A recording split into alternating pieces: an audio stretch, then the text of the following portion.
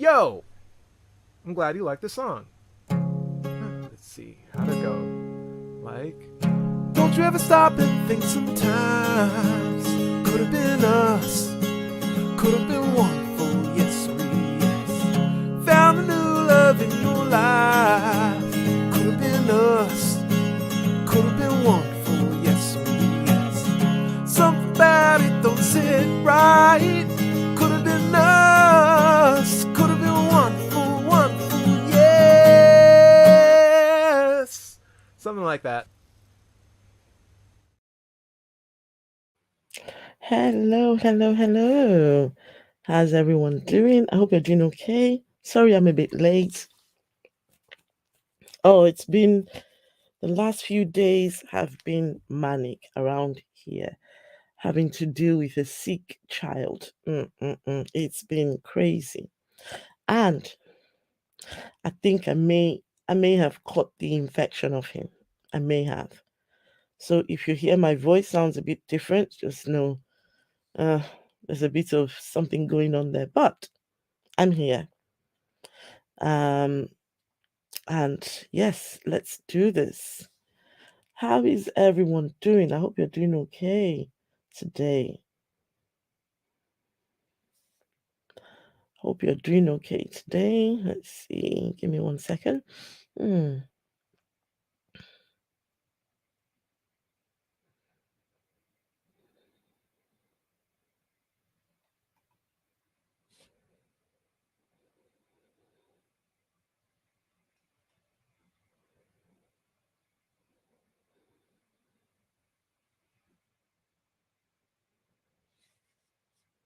Let's see. Who do we have in chat? Let's see here. Hello. Look out for number one. Hello. Khalifa. Hey. Hello.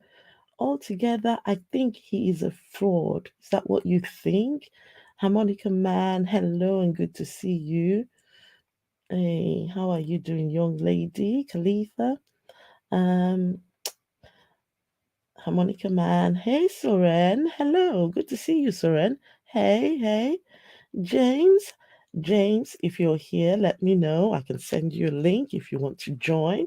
Look out for number one if you're about and you can join. I will send you a link if you want to join in. So, guys, pardon my voice. I may have caught this thing off my son. He's been ill for the last week. We were in hospital 3 times. Oh my goodness, it's been one hell of a ride. Hmm. Trisha, hello. You're free to join? Okay, I will send you the link.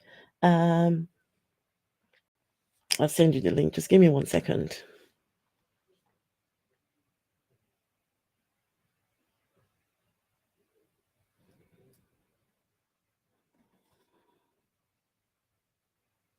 Just give me 1 second. I need to find the person who I'm talking about. He's actually live. He's actually live right now. And the title of his live stream is The Government is Ordained by God. Do you guys want to see that? Would you like to see the government, Nigerian government, is ordained by God according to him? Would you guys like to see that? I actually had a different plan. Hey, Veiled Rose. Okay, let me send this to yes, Trisha. You catch these things off the kids, don't you? I bet my voice sounds different. Okay, let me send this to. Hey, better go pee. Okay, okay, go on then. All right, invite. Let's see. Copy. Let me send this to.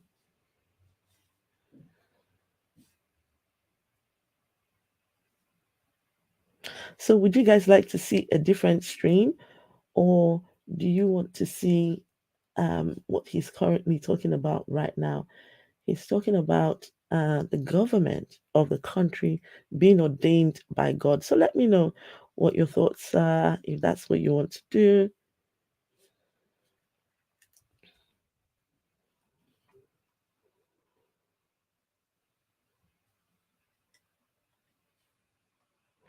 And just give me a second, I will tell you exactly why this person, I feel like we need to put the spotlight on this person, um, this apologist, because at some point you have to ask who is truly speaking on behalf of this God, right? Everyone seems to be speaking on behalf of God. Everyone is. Everyone is speaking on behalf of God. Okay, so much stuff going on even here. I have, oh my goodness, sorry to hear that. I have COVID, got over it, then sick again 2 weeks later. Don't tell me it's the COVID again. I hope it's not the COVID again. Uh, hey, Danny, good to see you. Okay, right. So I will send this. Look out for number one. You want to join? Let me send this link to. Let me send the link to James.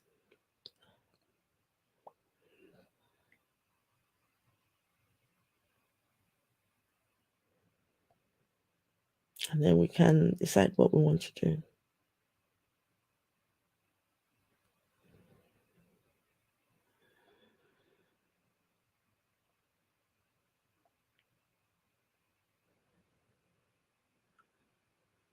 You're eating? Okay, that's fine. You can join later on. No worries. No worries. You can join later on. Absolutely fine. Let me see. Let me look for your okay.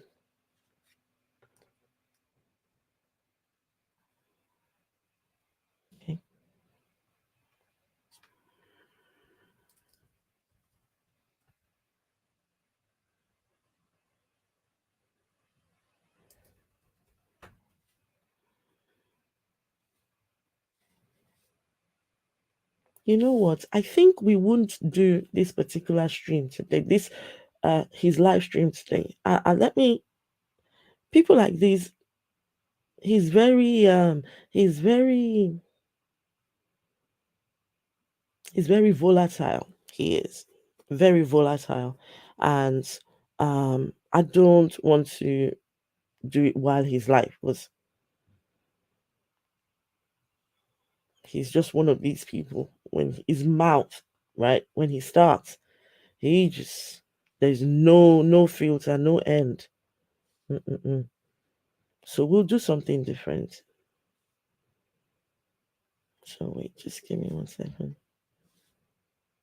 You're negative for COVID, but just a bad sinus infection, except it hit harder than normal because I don't think my body was fully recovered.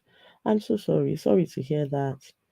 Danny, Danny Wagwan, you did link Esther to link me. Are you good? Hey, Carol, good to see you. Carol. Hey, James is here.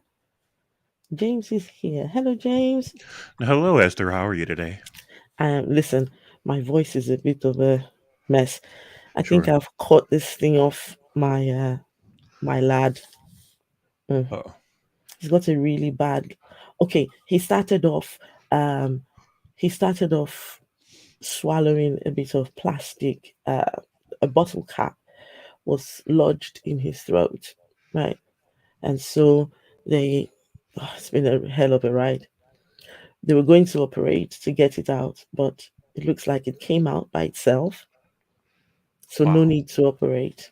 And so, yeah, and then afterwards, he's caught an infection since then.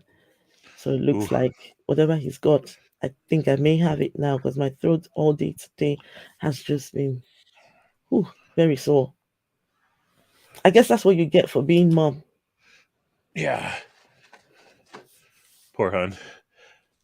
The How are struggle you, is real. James? How are you? I'm doing okay. I got a passable amount of sleep last night, and even though I have a slight cold, I don't have a severe cold or anything. I'm doing okay. I just finished a stream of my own and saw you were Oh getting yes, ready, I and I'm saw like, you. I saw you live. I saw you were live. Yes, I yeah, logged in and saw you were live. I said, "Oh no, I don't want to." Um, yeah, but I just was going to take my time with this one. yeah. Mm, I yeah, try not to stream over other people as much as I can, but yes, there's yes. always somebody in our community is streaming somewhere. So Yeah, I mean, And Yeah. at the end of the day, you show your respect to people, but Mhm. you've got to do what you've got to do sometimes. Sure. Just give me 1 second. There's a particular video I'm looking for. He's got so many. And James, this is the same person we covered the last time, right? Yes, it is. So we talked about how he gaslights, and we saw examples of that. Oh, Lots of examples, and how he's not fair to his family. How he very narcissistic in the way that he deals with people. mm, We saw that he started off with this foundation of, you know, exposing the grifters and the exploiters, and then he got angry, right? He got angry that he wasn't getting paid as well as he wanted to get paid, hmm, and then so he kind of switched sides and went with the grifters, right? right. Like, okay, if I've got to exploit and abuse you people to get you to cough up the money, then okay, no wonder those other guys are exploiting and abusing you, because you won't pay them properly if they don't. And I thought, wow, what a bold position to take. But then Hmm. he switched back to, oh, but I'm not really one of those guys. I'm on your guys' side, right? Oh yes, you got him right to the T. Yeah. You nailed it. Mm-mm-mm. So Gosh. now this whole new thing where he's talking about the government, and we hear this a lot in America. Do So you want to? basically, Nah, when I don't we want to do when that one. we don't Say have to go down that rabbit hole, but it no, makes no, no, sense when no. they say it, though, right? It makes sense because they're trying to seduce the government and get in beds with them, right? And if the government feels like it has your group's endorsement, then the government's going to want to endorse you because they get more power from the mutual endorsement. So Hmm. it makes doesn't surprise me at all. Doesn't surprise you because look, at the end of the day, it's they go by the scriptures, don't they? There's a scripture in the Bible that says you're to do as your government, right? I don't remember how the scripture goes again. The one that tells you that you to obey your government, the government laws, you're to obey those. How does that scripture go again? Mm. I forgot now. There's a couple of different verses about it. There's one that only speaks to it slightly by saying, "Pay Caesar's unto what's Caesar's unto Caesar, and God's things unto God." And then there's a whole other dissertation about how God appoints the governments to rule over the world. Therefore, to be respectful of God, he must respectful of the government authorities he puts in place. But it's very contextual, right? Like Hmm. it wasn't talking to people 2,000 years later or 3,000 years later, um, and their respective governments, right? I mean, how much sense would that make to say that God both backs Putin and backs Ukraine, right? And that you have to obey both. So then you join armies of both and fight both because God's on both sides. So it doesn't make sense in our modern world to have that kind of rhetoric where always obey your government because God put them in place. Dr. Cyrus, Dr. Cyrus says it is Griffin Gryffindor's. Oh my Griffin goodness. Griffin Dorset. Gryffindor. I like it. Oh my goodness. Oh, that's unique. Gryffindor's. Oh, right. Oh my God. Oh God, God, God. Okay. Um, so I was going to say something. I forgot what I was going to say. Okay, I was just going to give people a quick lowdown in case you haven't caught the other two that me and James have done about this particular gentleman. I'm very passionate about Christianity, especially in Africa, right? Hmm. I grew up in Nigeria for well, my formative years, and that's where I was introduced to Christianity, right? And Hmm. now everyone and their mother owns their own church. Everyone is a preacher. Everyone's called by God. Anybody can wake up and decide that God has called me to do this, and there is no way to figure out who is indeed speaking on behalf of God. I know Hmm. what the answer is. I know that none of them speaking on behalf of a God, but the people are fed up. The people have paid enough money tithing, they've paid enough money in offerings, they've paid enough money in building funds. They look, the biggest church structures are in Nigeria as we speak. They're even more, the bigger ones are being built right now. They're coming. In Nigeria, there's a church that sits 100,000 people in one sitting. 100,000 people. Hmm. Everyone wants to come and hear about what's in the content of this thing they call the Bible. Why would you need to gather 100,000? Lost my Bible. Why would you need to gather 100,000 people to come and listen to what you've got to say in the Bible, James? Is it something special they've got to say or what? I mean, none of it makes any sense logically, right? That God can't speak for himself, that he needs fallible human people to speak for him, and that you have a world full of people competing with each other saying, "Oh, I'm the real spokesman for God. Those other ones are false," but they've got no way to substantiate their claim at all, right? Now, in the Pentecost of 33 CE, there was a fire over people's heads, a visible fire. Hmm. That makes sense. Like if that was happening today, if there was only one specific group of people in the world today that ever happened for, they have visible fire over their head when they speak, that would carry credibility. That would make Hmm. us think maybe there's something to this. But we don't get that, right? We just get people, and I don't think that really happened. I think that's just a story, but we don't get that today in the real world. So none of it makes any sense. What do people need to hear when they gather 100,000 people together to hear some kind of a message? If they're believers, they've already heard the message, right? So really what they're doing is getting together to feel righteous about getting together. Hmm. And they're getting Hmm. yeah. You're completely right. Hey, Oscar. Girl, hello, Hey, how are sir. you? Always good. Always good. Oscar, I found you a new grifter. No, no. What was the name someone called it? Oh well, he speaks on behalf of Griftianity, right? Hmm. This person reckons that he has the truth. He is self-appointed. This was a radio DJ. He was a radio DJ turned now preacher, right? DJ. Doesn't So he specializes in moving the crowd. It's the right. right Hmm. tool. It's the right tool. Hmm. He doesn't have a church of his own though. This is online, but he's got nearly 1 million subscribers on Instagram. He's got I don't know how many on TikTok and how many on here on YouTube. He's got over 100 and it's about 127K. Yeah, 127,000. And so a lot of people they want change. They want something different. He comes along and says, you don't need to pay tithes. Tithes is it's an old doctrine. You don't need to pay. I'm like, people are like, we don't? Yes, look at me. I will show you in the Bible. Oh, thank you. Thank you for showing it to us. And slowly is building his own little online empire. He calls it the Free Nation, right? They are the Free Nation, and I must confess, guys, I too was a member of the Free Nation. I was a member too, but uh, uh as time went on, some of the things he would say were just a bit problematic. But listen, we will go and start, and so this video is about I don't know whether to start from the beginning or what. But listen, we'll start somewhere.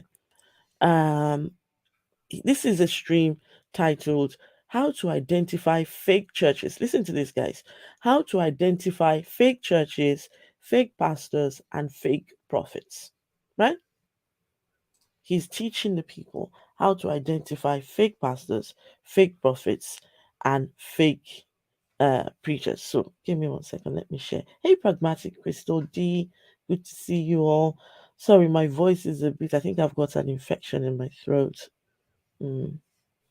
Thankfully, I've got the two gentlemen here helping out, so I don't have to do loads of talking. Hallelujah. But Right, you know what okay. that religion is called? The special pleading, the imaginary friend, right? But this pastor has a double special pleading. One of his imaginary friend, and the other one saying that he is the one because the rest of the preachers are fake. That's the arrogance behind it. Mm, listen, and this guy has, see his arrogance, it's top notch. It is up there. Anyway, I'll let you guys listen to it yourselves. and let's see if we can make sense of this. Guy now said, can't I feel good? Can't I be more sensitive? That the way I put the message was insensitive. I'm not here to be politically correct. If you're looking for sensitivity, unfollow me now. Unsubscribe. Quickly. Before I become more insensitive to you, unsubscribe. The truth. Let me take it back a little bit. Please let me know if he's going too fast. I might slow it down. He's on 1.5, but I could put it on 1.25. So let me know, okay? Somebody say, Maruti B say freeze the para. Una never see para. I never start to. I see the greet. Una, if you think say this na para, log out. Where they go today? Now war we dey. If you've got a Bible, get your Bible ready. There's no day, I'm not saying this to brag, there's no day that I preach or teach that we do not dissect the Bible, that we do not study the Bible. I don't know if I'm making sense to you guys. Dr. Cyrus, so the topic today is how to identify a false prophet, a fake pastor, and a fake church. And I'm going to tell you something. You are going to be angry with me before the end of this message. If you're not angry with me, some people have not followed me. If some people have not started to follow me. And if somebody... Dr. Cyrus says to read this super chat. Okay. Slithering squad, copy and paste. If you are slithering, we love slithering. Have you been watching what's that film? This looks like Harry Potter reference. Yes, because you talked about Griffin door, and now you're slithering squad, and I see the Harry Potter reference. Till X, hello, good to see you. Okay, guys, are we going too fast? Ian Davenport, hello. Yes, my child was sick for about a week. It got better. We got home. He got worse. We had 3 times in a week. We've had to. Oh, you don't want to know. And now I think I may have caught it off him. So my voice is a bit of a mess tonight. Ooh. Hey, Purple Rhymes. Purple Rhymes, good to see you. Greetings, Sentient Beings. Hello. I'm Pragmatic Crystal. Okay, you're glad I'm back? Thank you. I'm glad I'm back. I enjoy being here. All right, let's continue. Now, guys, is he going too fast or should I slow him down? Let's continue and then we'll see what happens, okay? Okay. If he's going too fast, please let me know, okay? Somebody is not listening to me now that is going to follow me. And if somebody is not... Please don't forget, the title of this stream is How to Identify Fake Churches, Fake Pastors, and False Prophets. Now, don't forget that this person came out and said, every preacher in Nigeria is wrong. I've got it right. I've got special revelation from God Himself Almighty. So this, whatever you're hearing here, is supposed to be direct from the throne of Jesus's daddy up there. Okay? So. Already planning to unfollow me, then my message is wrong. I failed today. My message today is going to create me enemies. If I don't see those enemies, then I know that I failed God. I'll go and beg Him for forgiveness. There was the accountant of one very big church. I don't know if you guys saw the story. The accountant of a very big church had his wife and son kidnapped. And I wrote about it. I said, this is a very sad situation, but some questions need to be asked. This same church pastor said he's sent by God to be an apostle of prosperity. If you're an apostle of prosperity, how are they kidnapping your people? You can't be prosperous and be kidnapped at the same time unless you're suffering from cognitive dissonance. I don't know if I'm making sense. Then some people started attacking me. As soon as they try to attack, anytime I write a message and they attack me, I'm happy. I know that I'm preaching Jesus. Because that's the same way they are. From the beginning to the end of Jesus' life and career, the teachers of religion and their followers, they tempted him. Oh, they tempted him, beginning and the end. They tempted him. If you are not tempting me, I'm not preaching Jesus. And I'll show you why. One guy now said, can't I feel good? Can't I be more sensitive? That the way I put the message was insensitive. I'm not here to be politically correct. If you are looking for sensitivity, unfollow me now. Unsubscribe. Quickly. Before I become more insensitive to you, unsubscribe. The truth is not politically correct. So if you're looking for political correctness, unfollow, unsubscribe, block, delete, any method you can use to not see me again. Employ that method now. Interesting. Employ it, please. At any point you want me to stop, please just let me know. All right, I'll let you know. And also, remember, James, when we did the very first one, I spoke to a few friends and told them I'm going to be doing this guy, and they were like, please be careful. just tread softly with this guy. However hateful and nonsensical he can be sometimes, he's been waking people up, right? So I've been told to tread carefully with him. But here he is. He doesn't tread carefully with the people listening to him. But I should tread carefully for somebody who's, anyway, guys. So when they say that, are they worried that he's going to get revenge on you if you offend him? Backlash. I would get backlash. He's quite he can be very G-man. He can be very G-man. Oh, very vengeful. Listen, very vengeful. You need to see some of his tweets. Oh, he's vile. Well, that speaks for itself.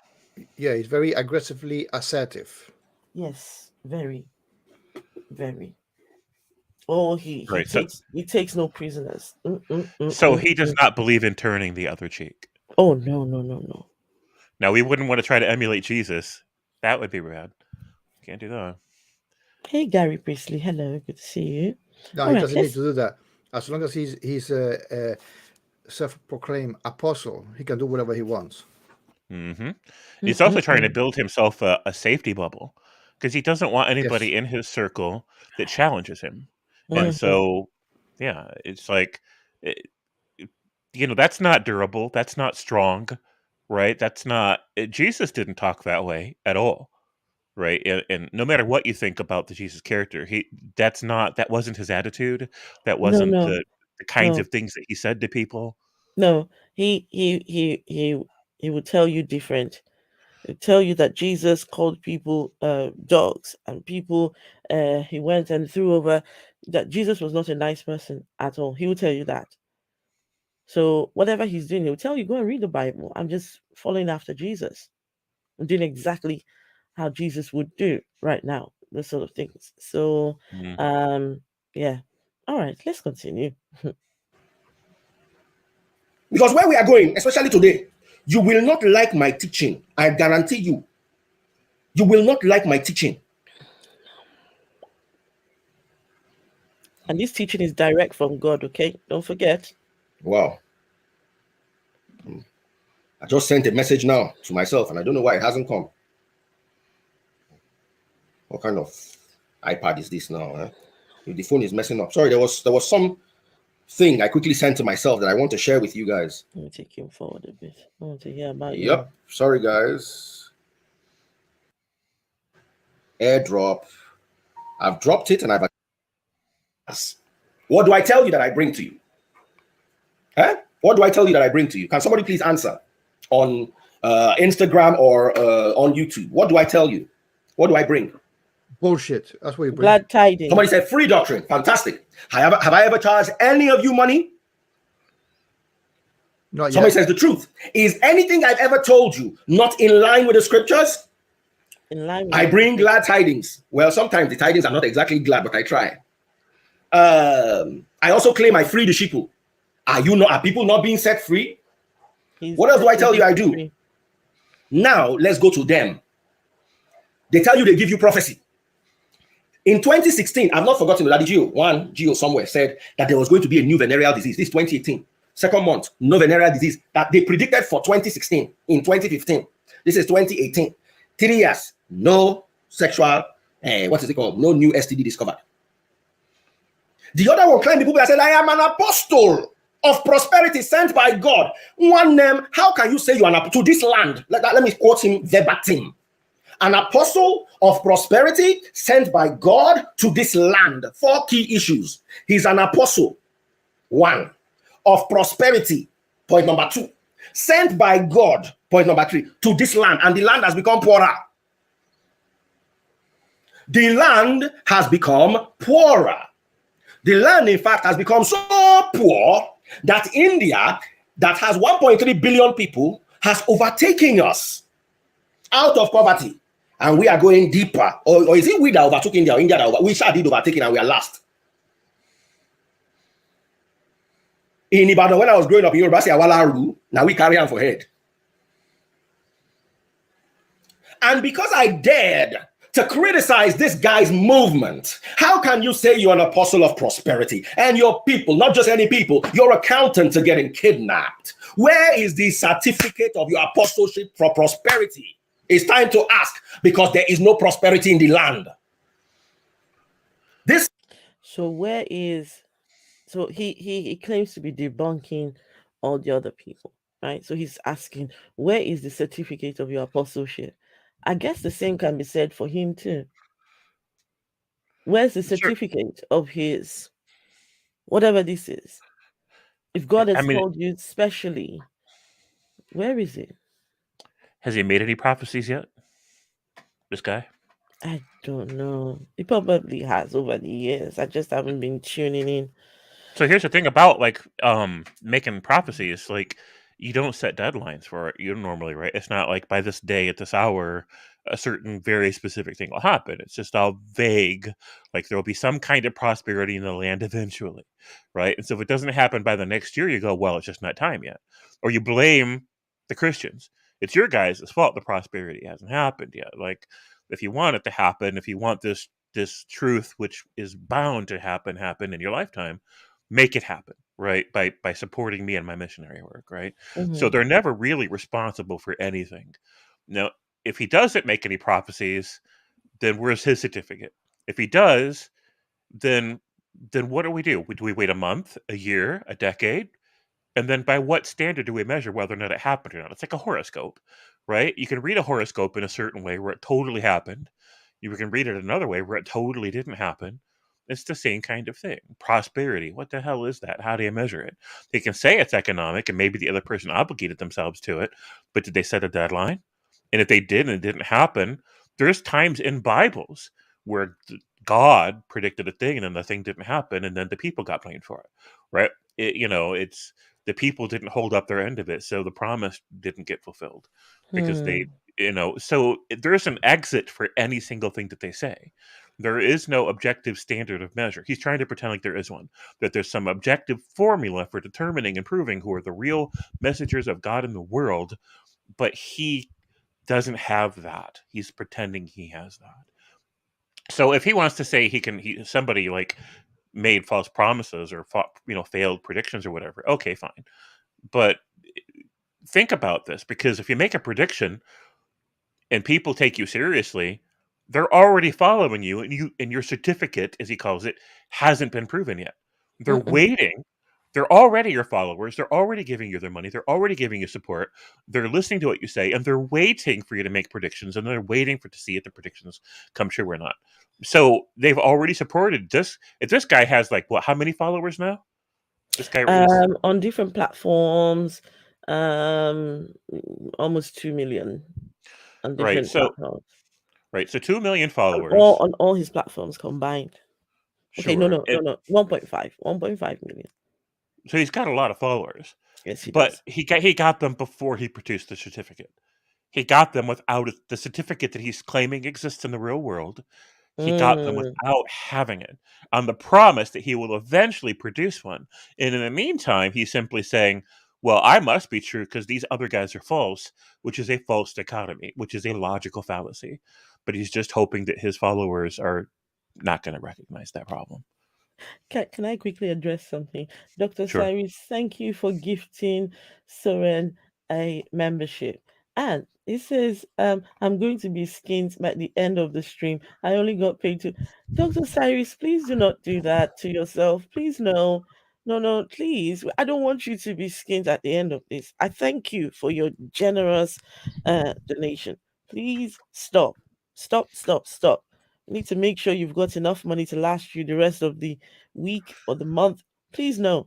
I'm not here for that, to come and make people skinned. Right. So no. Oh, you right. gifted 5 people. Oh, how nice. Oh, that's so nice of you.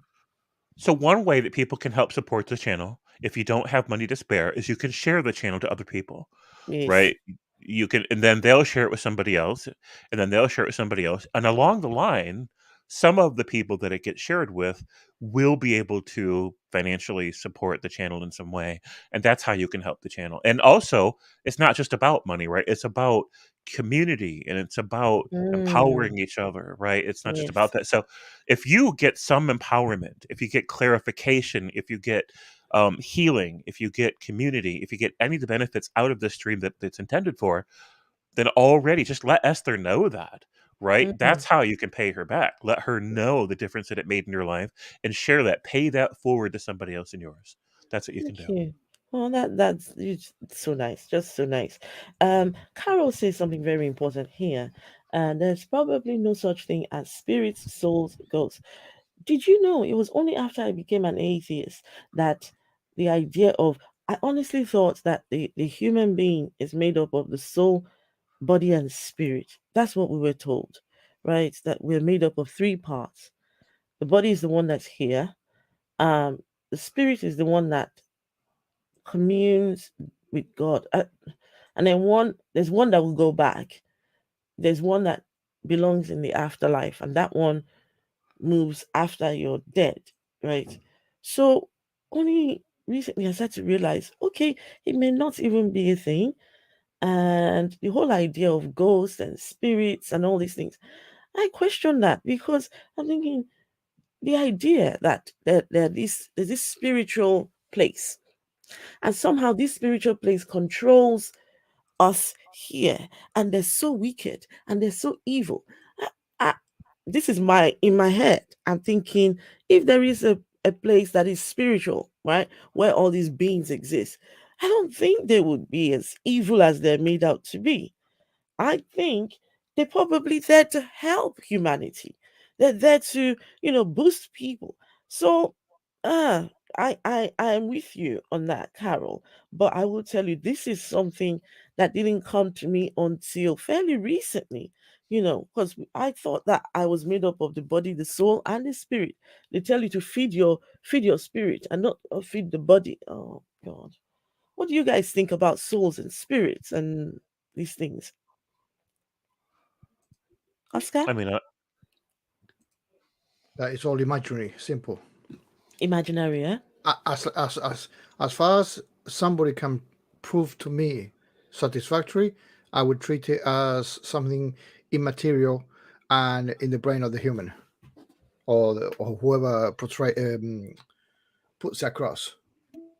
Yeah, because too many people, too many religious people, Christians or whatnot, it doesn't matter what denomination or anything like that, they make their own story about spirits, about souls, about holy this, holy that.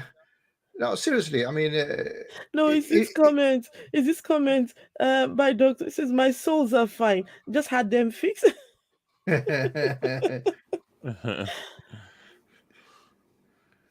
sorry to interrupt. No, it's okay. It's okay. It's okay. No, just as simple as that. I mean, to me, unless somebody gives me tangible evidence, as far as I'm concerned, it's an imaginary concept, and it stays there in that little box.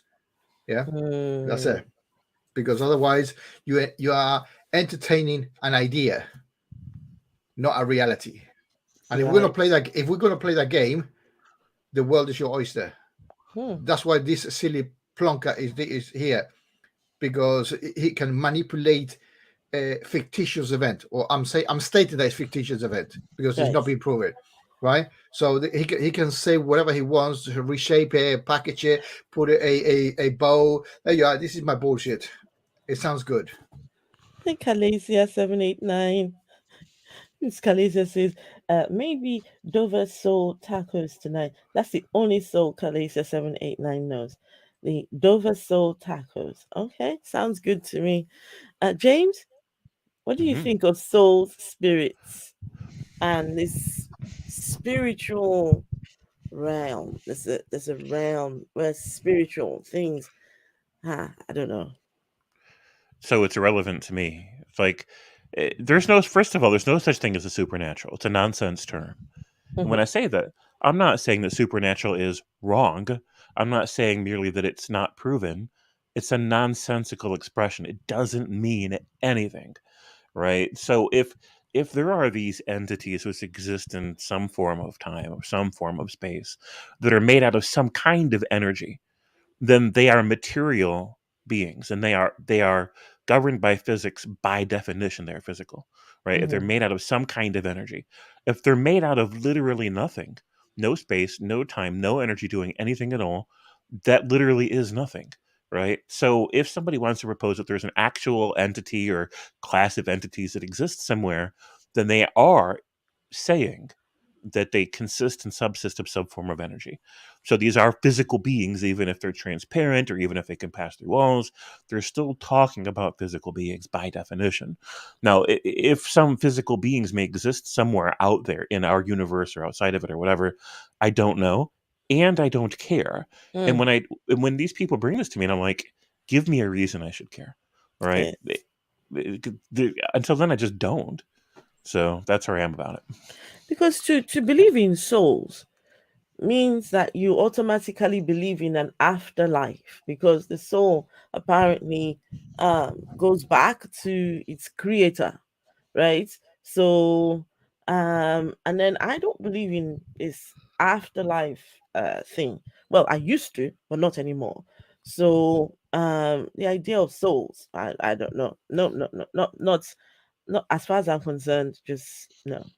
Okay, let's continue with this friend of ours who wants to tell us how to identify fake churches, fake pastors, and fake prophets. Now, for somebody to turn on their camera to teach people how to identify the fake churches, fake pastors, and false, that means he must be real, right? That's the idea. That he is the real deal. He is the one sent by God doing the God thing, right? So this is what God Almighty will have people listen to. Same guy brought the last president and put him on his pulpit telling us he brought a message from God. Obviously, you don't know what apostleship or discipleship or any of that is if you allow him to confuse you. Now, I'm going further today. You see, a lot of people think the message of Jesus. Some people tell me, Daddy Freeze, if it's harsh, it's not Jesus, it's supposed to be love. Hey, let me break your heart, eh? Today I'm going to break it and unbreak it with Jesus. I will break the heart, boom, then I will unbreak it with you. You know, I told you something before I started teaching yesterday. How would you feel if I came here to tell you that your mother's a witch, or your wife's a whore, or your husband's a ritualist? You will fight me. Whether you agree with me, whether I show you proof or not, you will fight me. Why? Because of sentimental attachment to your mother, husband. But you see, that's what Jesus came to do. Jesus came to tell you the truth, whether you are happy, whether you are sad. The religious leaders that people have carried on your head since you were small, I'm coming to tell you that they are not genuine. You will be angry with me. There's no way you can be happy with me. So please unfollow me, unfollow now, because when we are going today, open your Bible, everybody. Let's do this together. Open your Bible to the book of Luke, chapter 12. Print it. I'm going to show you the Bible. I do it all the time. It's irritating. It's annoying because by now you should have your Bible, but I will still do it. Luke chapter 12. Let's go to the book of Luke chapter 12.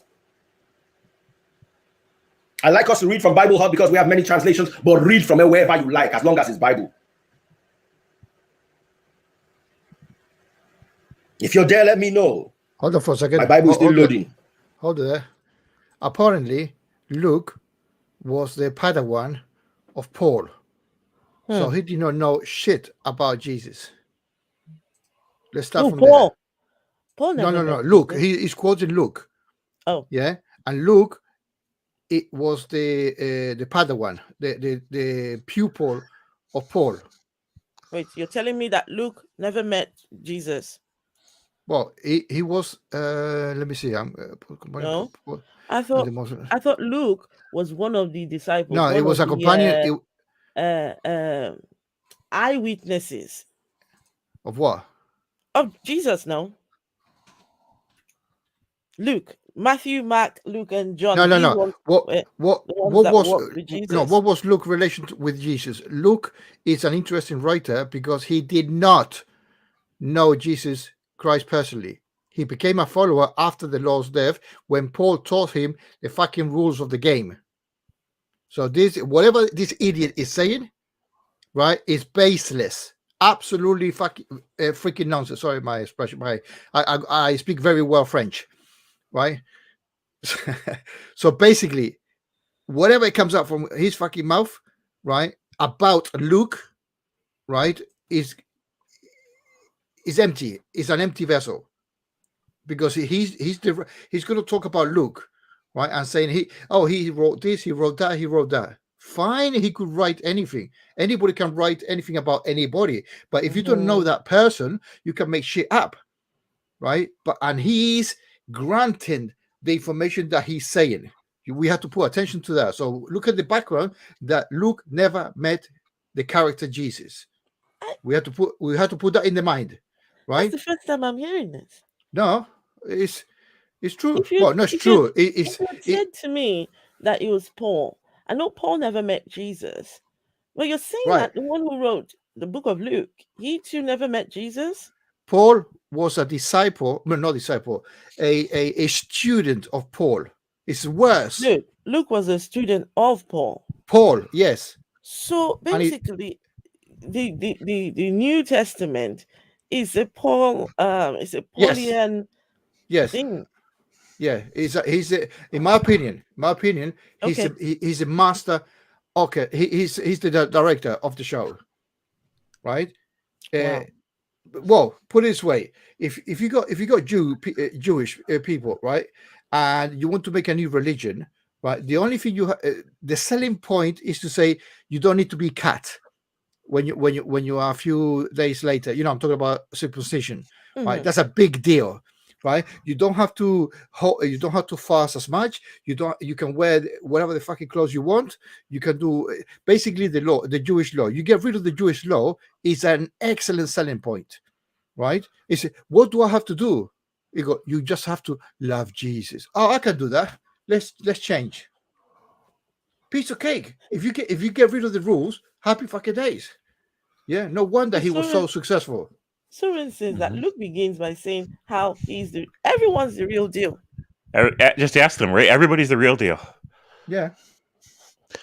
Okay. So how do we test who is the real deal? What methods did these Bible believers use to test who is indeed hearing from God and who is indeed sent from God?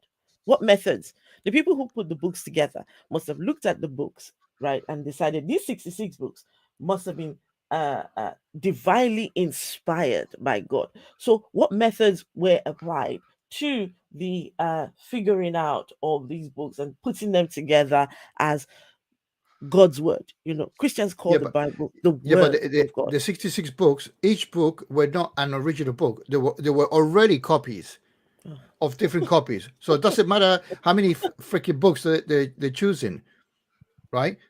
So it goes from bad to worse, right? And I wanted to make a video about something that I found out yesterday. I spoke to King Xerxes, right? My master PhD. I'm the Padawan of King Xerxes, right?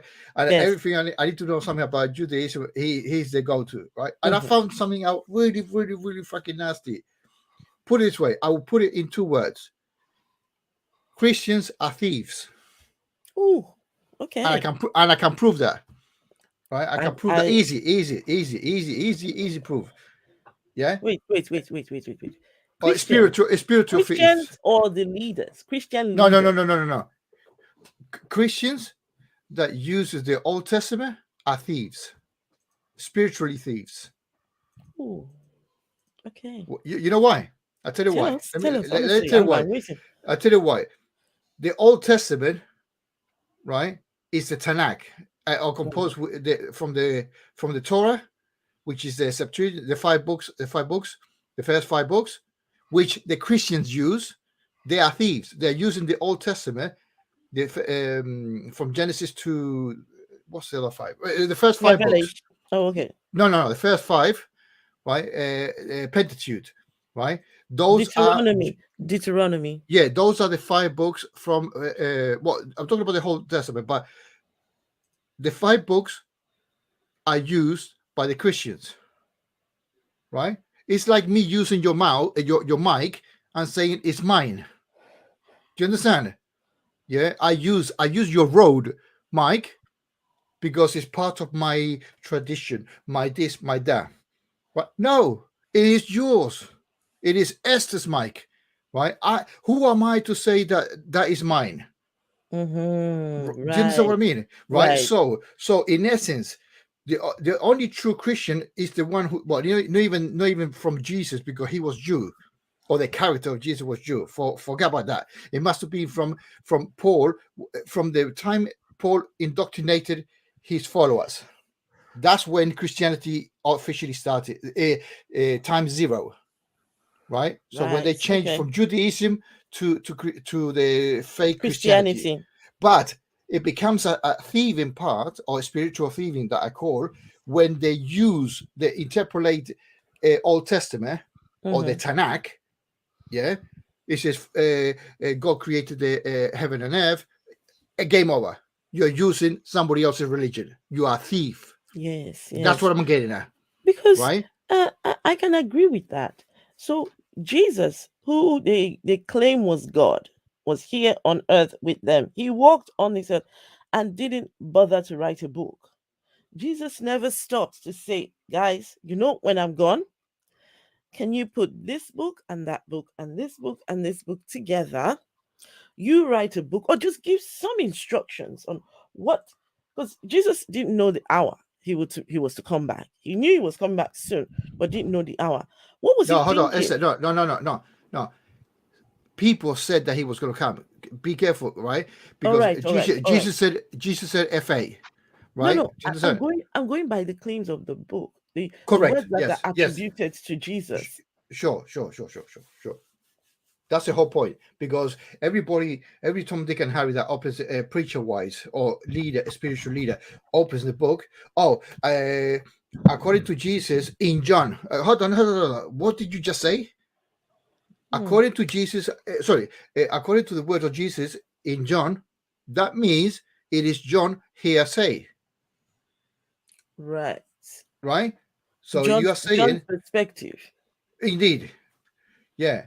That could be true or not true or not, nothing like that. But we, or whoever, not we, the broadcaster, this idiot, for example, if he says in the book of Luke, Jesus said blah, blah, blah, blah, that's wrong.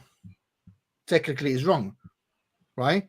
Because we don't have a Jesus scripture written from him.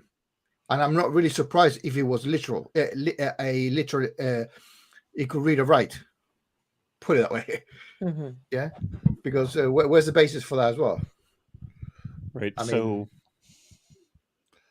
there's lots of rabbit holes you can go down with that. Yeah. Sure.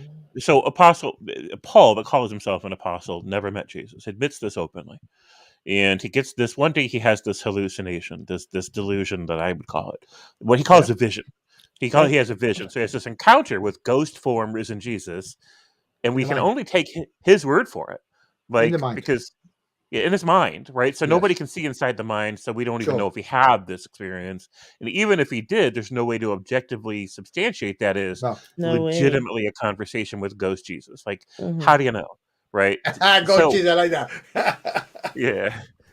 So here's a guy who admits that the cult, there was some kind of a Jewish cult with some kind of a messianic figure, and that's to be expected because there were many of them in that day. They were all competing for who was going to be the sponsor of the real Messiah. He's going to come any day now. Oh, we've got the real one. He's working his way up to it. Oh, no, we've got the real one.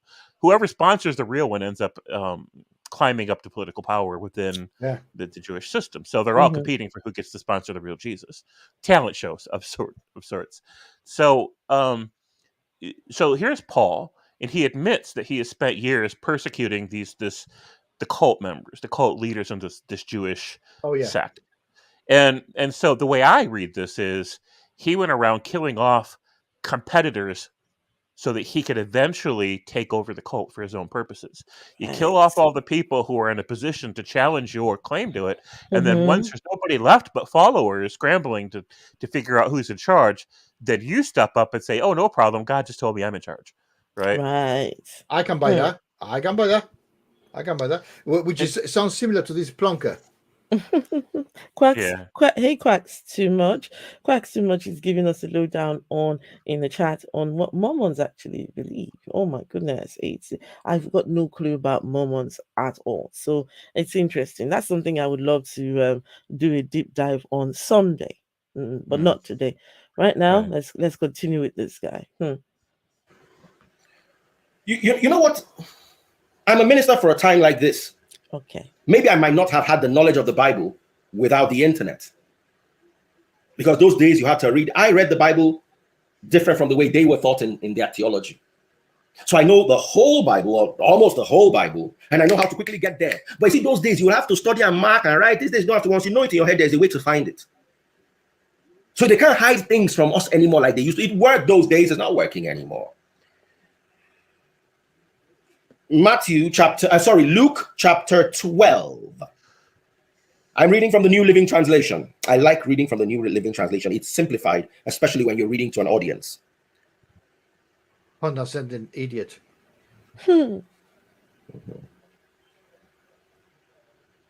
Everybody could be an audience. Right? You can have PhD as an audience. But he's trying to be... And I want to read from 47. Let's do 47 together. I'm going to show you the Bible. Okay, so always remind me to show you, so I'll not become like them. Can you see it? 47. And a servant who knows what the master wants, but isn't prepared. Did you see that, guys? He knows what the master wants, but isn't prepared. You see that? Hold on for a second. Remember, Luke was a servant of Paul. So he's actually mirror copying. So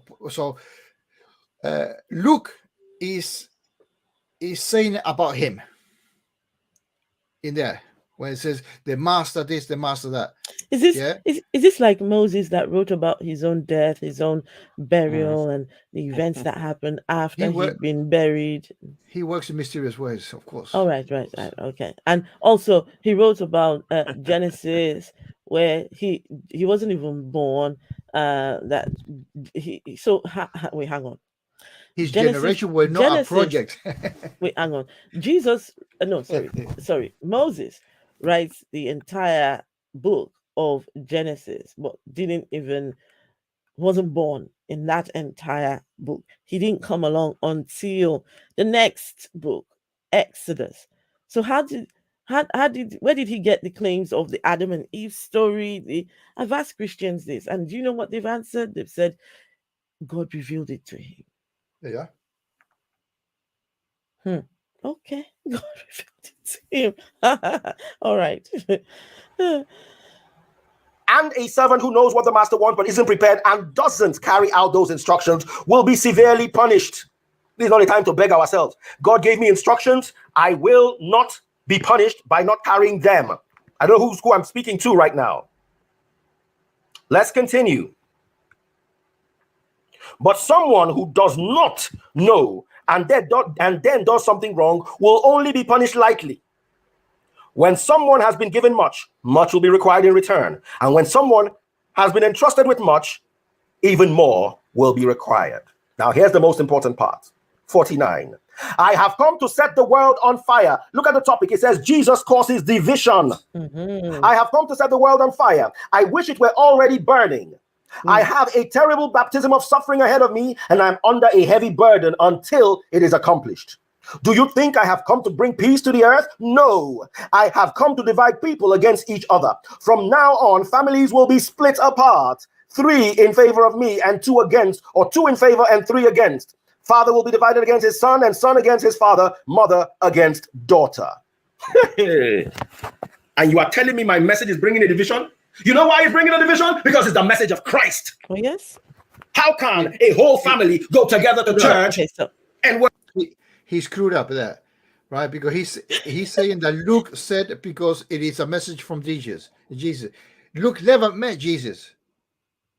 And the master, that is Paul, never met Jesus. But Paul is saying it to Luke, and Luke is putting it in writing. And this plonker is saying that the message is from Jesus. You cannot make this shit up. Seriously, you cannot. You cannot. No, you can. Oh, sure. So, yeah. Any Christian message that brings division among people automatically equates to the truth of the Jesus message, right?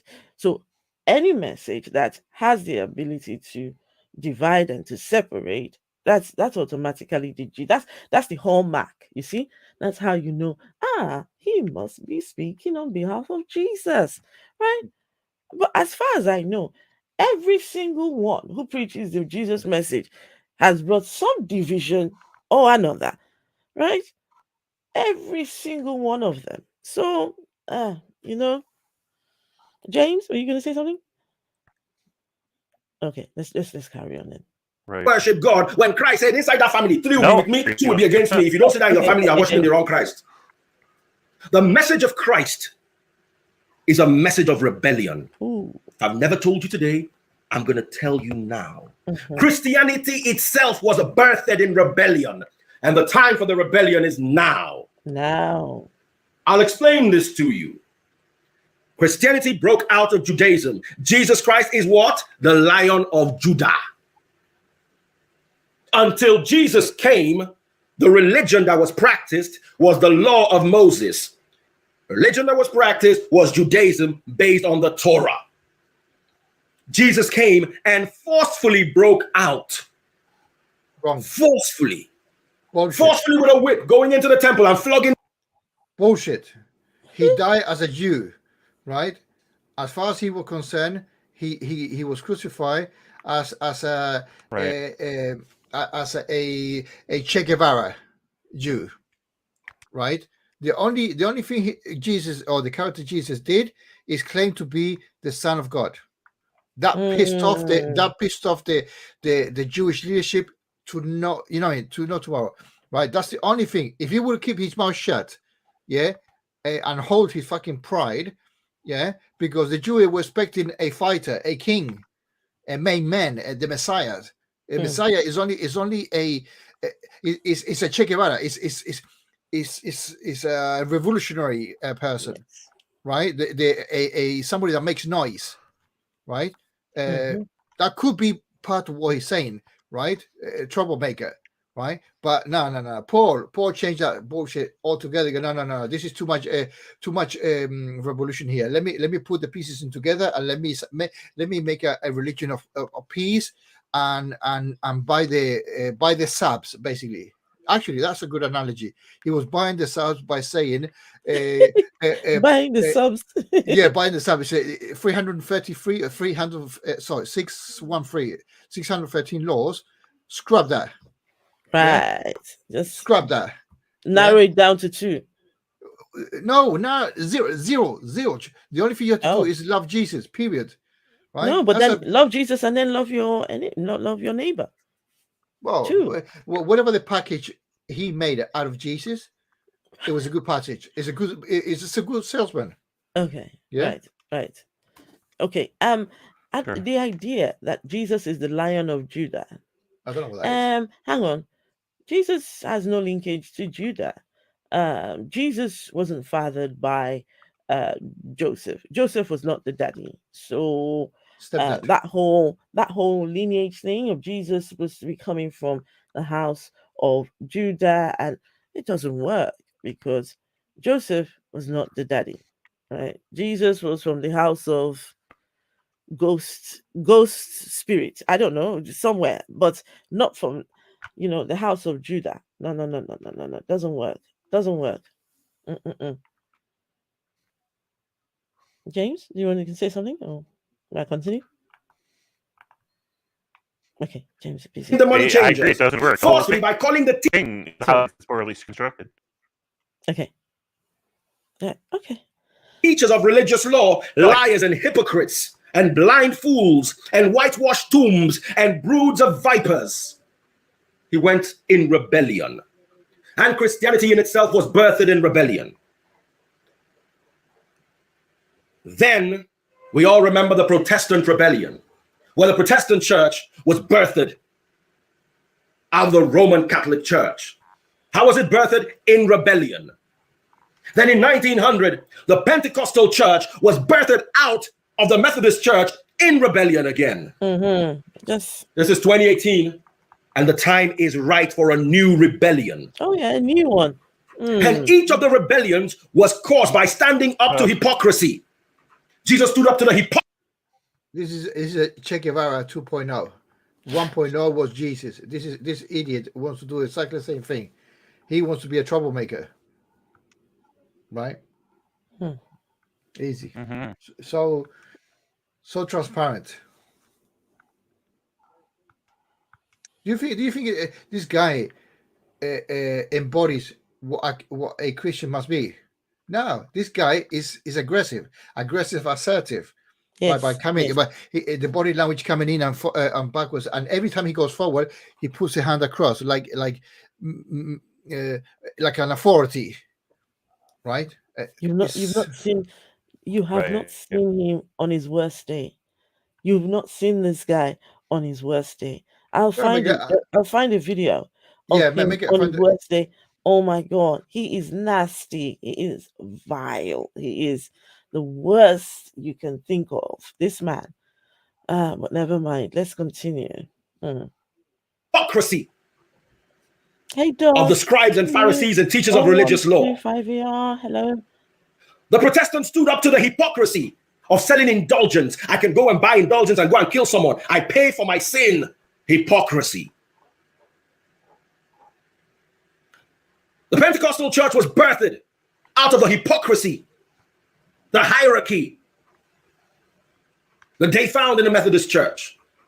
And it was birthed in an absolute rebellion. What do I mean? Charles Fox Parham stood up against the teachings of the Protestant church. He was never ordained by the Protestant church. Until he died, he was never ordained. Yet he started a movement that today is telling me that I'm not ordained. Ordained by whom, if I may ask? By the same people I'm standing up in rebellion against? No, they can't ordain me. They do not have the God-given power to. They might have the human power to, but they do not have the God-given power to. I'll take you a little bit further. If you've got a Bible, go with me to the book of Matthew chapter 10. I'm reading from 32. Matthew chapter 10. Let's do this together. Matthew 10:32. I'll show you the Bible. Don't worry. Let me just type it in. Let it load. You will see Bible today. You'll be afraid. You'll be afraid of the Bible. Matthew 10:32.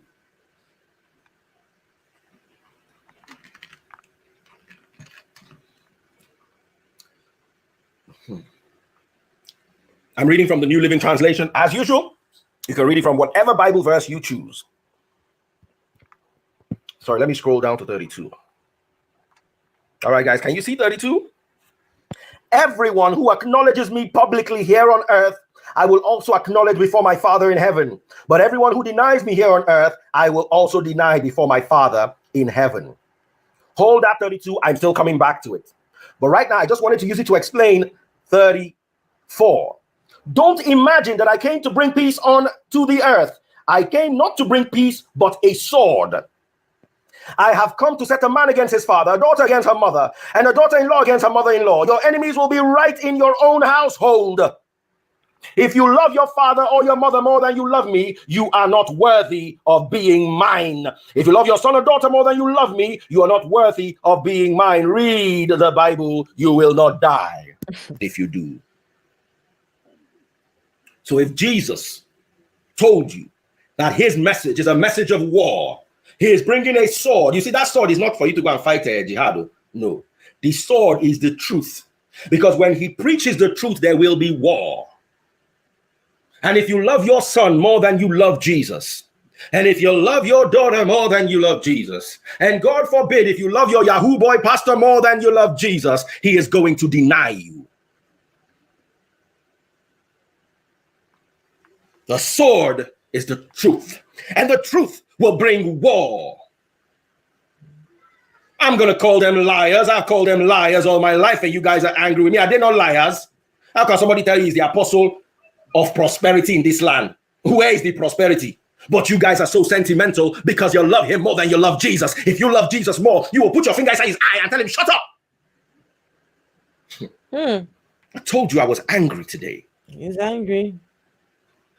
And I pray to God Almighty not to get angrier. If two parts of the Bible mention the fact that Jesus was bringing division, if Jesus has spent this much emphasis on tithing that you people carry on your head, this is how people carry tithing. Come and buy tithing. This is how people carry tithing on your head. And there is no place in the Bible where Jesus distinctively spoke about tithing. And yet you are fighting me that is carrying a clear message. This is clear English, doesn't need any spiritual interpretation. Those people interpreting the Bible to you spiritually, their accountants are being kidnapped. No, for a second there. Carnally. So for a second. Judaism. Oh, hold on a second. Give me a second. Yeah, Judaism, part of the Judaism or part of the thing is making offerings, bring it to the church or to the congregation, right? As part of the deal, right? And then later came the tithing. You say, I want 10% of your earnings, give it to the church. It's always giving. He's just rephrasing it that it says Jesus never said X. Hold on, Right. It was already part of the fucking Jewish curriculum. It was a given, right? As I rephrase it, great. It is a given It's fine. to give. Yeah. So he's talking out of his rear. He's talking out of his rear. And everyone in chat is just saying, nope, yeah, I'm denied. Till X is denied. 0125 AR. Remind me what you said I could call you again. I forgot. Did you say Michael? Okay. So this pastor knows what he's doing. Well, yes, he does. He has the message direct from God. Yeah, all of us are denied, right? Paul Scattler says, denied, no thank you. Okay, everyone's denied. Right. Just quickly, I want to show you all something very quickly. This is him on one of his worst days. So you can see what he's like when he's, I think this is it. Just give me one second. Let's see. And they've sacked me. So just calm down. Calm down. We need these pastors to change. We need the messages to change. But hey, one other person. Hey, it will look like we are all mad. AR, okay, AR. Somebody said, Daddy Freeze, open up and tell us the men of God you currently respect in Nigeria. I respect all of them. I just try to correct them when I see that they are off the scriptures. My understanding of the scriptures is peculiar.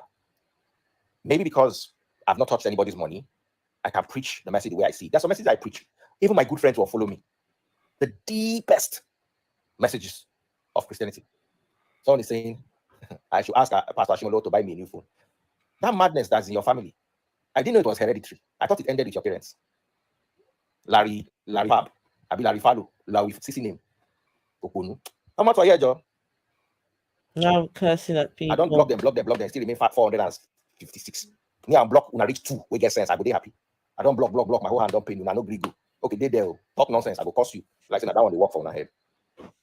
So basically, he's saying, look, so he has 400 and something odd people. If you guys are not prepared to listen, he's ready to block everyone until there's only 2 people remaining. He has no time, no patience, and then he's cursing them. He calls them names, some real bad names. I don't know exactly what the one he just mentioned, right? I don't know what that means. Hey, Ian Davenport, thank you so much for this super sticker. Thank you. Right, all right. Tomorrow we're going to have our teachings. Tomorrow I want to teach how to use the. Oh God, what's happening? You're buffering. That's your internet. Do you know by any chance what is his financial means? What does he do for a living?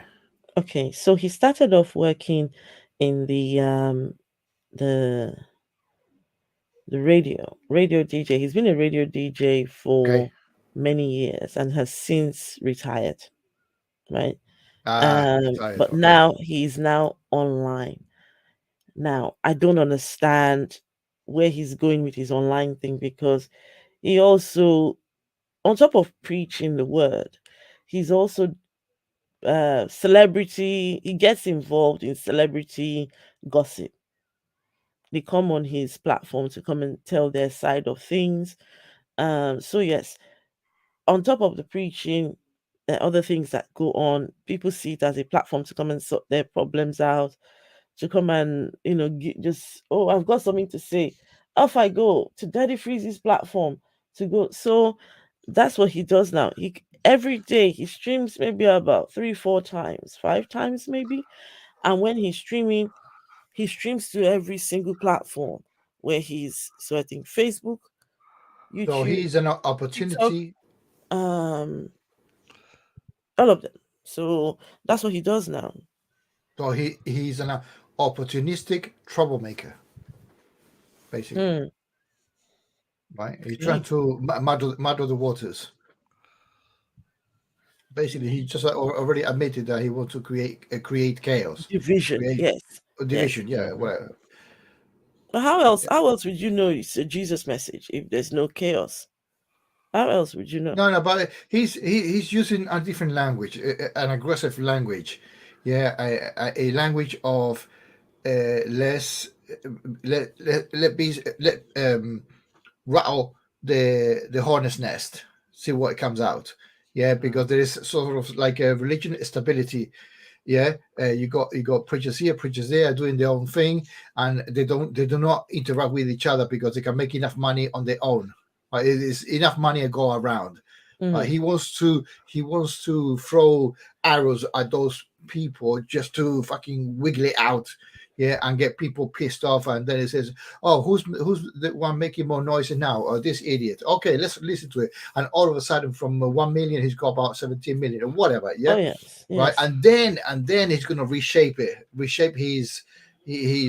Then at that time, his ministry, so-called fucking ministry. Then he's gonna mold what he has been revealed by God or whatever, and then he can start making his own BS, his own gospel. Of course, yeah, for sure. Yeah. Okay, let's hear this guy now. See, this is my pillow here. I put my head on it. I close my eyes and I sleep. How do you sleep? Hanging upside down inside that small corner room you share with 18 people. If the question I should be asking you, you're asking a question on data that they gave you because you bought 15 naira recharge card, or maybe because you are scrolling through ShopRite and there's free network. You are now going there, as talking to me. Like, Baba, let me tell you something. If you see my haters, there's one girl I saw her today inside bus. She did not even have money to buy face mask, and they did not even put her inside the bus. She was sitting beside the conductor like she was about to get married to the conductor. Where she was sitting beside the conductor, she was not eating granite.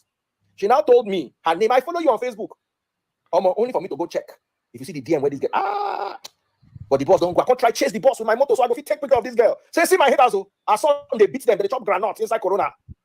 Sit down with conductor, like I said, that they date for the side of boss. I say, see my haters, see them. Okay, he's speaking pidgin English, right? So basically, what he just said, some of his haters, right? They're poor people. They come online and they attack. But what do? The poor people. They share the modes of transport over in this place here. Depend on how rich you are, right? So there's a class for everyone. So turns out this girl was in the lowest of classes. And so, yes, he wanted to go take a picture of her, and he would have put it on his Twitter. He would have made it public. Say, hey, look at one of the people. He does that. That's something he does. If you come for him, he will find one of your worst ever possible pictures, and he will have a word or two to say about you. He will put it online and make sure to say some things about you. See.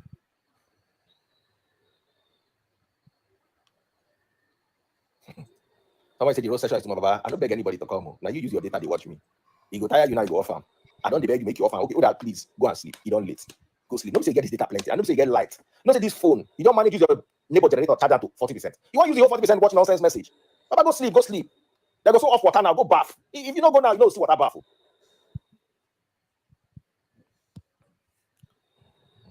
How much I should be tolerant? If I know the tolerant every day, now I go gather down at the course now. I could just gather down at course now. I could give me money. By yourself and I go and follow me. When I can't get 5 people, we get sense. Someone in the chat said, can you please be tolerant? He said, look, this is tolerance. If he wasn't tolerant, every day he would just turn on his camera and just curse from start to finish. Curse everyone, right? But this is tolerance. He's being tolerant right now. And then go and gather. Like when I gather Brother Chris, Brother Shubo, Sister Sheung, and all of us sit down and start strategizing on how we are Posh Mama. And we start strategizing on how we are going to move the ministry forward. 5 people. About me, Brother Chris, Brother Shubo, Brother Femi, taste buds. When we sit down and strategize, You go to bed and wake up, website is running. You go to bed and everything is running. I've blocked. The number has not gone low. Finally, it has hit like 120 on Facebook, 170 on Instagram. It is still 440 on YouTube. Do I really need 400? Let me listen. If those 440 will donate 1,000, 440, 170, 120, that's about 800 people. If 800 people donate 1,000 after this message end, maybe 800,000 go to my bank. But usefulness, no day. Instead, they go to tempt me, they abuse me. So it pay me. I get this data. I don't pay for that for the month. If I don't use them, it go waste. Make I use and cost you. Oh my God! So he's got data. Okay, because in Nigeria, how the internet works out, you have to buy data. So he's bought data, and he's got data enough to last him for the end of the month. So he intends to use it, right? And he's going to use it to curse at everyone. That's his data. Anyway, I'm going to go back to the other video, right? But just so you have a little feel of what he's like when he's he says he's being tolerant here. So, all right, let's go back to this particular one. Let's see here. Oh man. Today I even put on the AC and the fan I'm still hot. I think this is brain heat that is worrying me today. Tithing. Let me give you an example. What is the message of Jesus? Evangelism is a core pillar of Jesus' message. Go into the world. Go and preach my message. Go to these people. Go to those people. An evangelist was killed. Beheaded in Abuja. Everybody kept quiet. But I spoke about tithing. That is not any core foundation of any Christianity. There is no pastor, no daddy Gio, no senior pastor that did not speak about tithing and did not reference me indirectly. Some of them did not come out. There's one church not far from one church when you enter Lekki like this. They're always trying to form tush like this. They went to buy one big event center. You know them. The pastor finished preaching. He said, I don't want to see this message on the internet. He mentioned my name, does not want to see the message on the internet. God will punish him. I'm robber. He should go carry tire and roll it on the express and be robbing people directly. Let's know that that's his work. How many of you them have taught you that the message of Jesus is going to bring war, is going to bring division? How many of them have taught you that? And it's inside the Bible in two major strong places. I know why it's going to bring war. Because let me ask you a question. Have you tried preaching the free nation message to anyone? Have you tried it? Have you tried preaching? No, don't say that near me. As I'm standing before you, before I started preaching the free nation, the free doctrine, I had a lot of celebrity friends. They have all unfollowed me. That's the division is coming to play. Inside one family. 3 will be against. Oh, James. People think I'm stupid. That proves I'm not. Like, in what universe does that logic work? Like, it's possible that somebody smart says a smart thing, or somebody right says a true thing, and then that sets badly with people who can't handle truth or whatever. That's possible. But just because somebody unfollows you, or a bunch of people unfollow you, that doesn't prove that you're right. It's circular logic, right? Like that's just, it doesn't follow. And in the meantime, he's completely misrepresenting the reality of every single damn thing he says. Like the Jesus in Bibles, for example, did not tell people to go out and convert people into Christianity, because Christianity wasn't even a thing yet. Jesus was a Jew in the story. Right. Yes. He preached only about Judaism, only to Jews, only about the hope that was laid out for Jews according to their traditions, their religion. And he said, don't go talk to the Gentiles, only go talk to people that are fellow Jews. And he said that the entire law covenant would remain in effect for as long as the heavens and the earth still exist, right? So this is, to him, is what it meant to fulfill the covenant. But Christians have reinterpreted that through a Pauline lens to pretend like Jesus was a Christian trying to start Christianity. That didn't happen, right? This entire idea of Christianity didn't exist until many decades later. It took it, and it started with Paul, and then other writers later built onto it. The people that wrote the Gospels, they were not eyewitnesses. They couldn't have been, because of how much later it was, and they didn't even claim to be. These are well-trained, elite people that are pushing an agenda to try to improve upon the story for the effect that they want. And they were contributing to this evolving construct of ideas that gradually redefined this thing that Paul started. Jesus didn't start it. So, and then here he takes the worst things about humanity. that strife and division and animosity and aggression and violence, he takes the worst things about humans and he embraces those as part of his own character, as part of his own missionary statement, and says that that's the way it's supposed to be. That's how you know he's righteous. If the words that he says cause harm in our world, that's how you know he's righteous. And I'm like, by that logic, every single destructive cult out there must be back. Yes, absolutely. Absolutely. I see who else? Who did I see in chat? I saw someone who was it I saw? Logan, hey Logan. What was it I saw? Okay, yeah, I remember. Listen. All right, guys, let's continue. Okay. And 2 will be Hey, 4. Mojo, yes, Or 2 will Mojo, be 4 hey, and 3 Mojo. will be very clear message.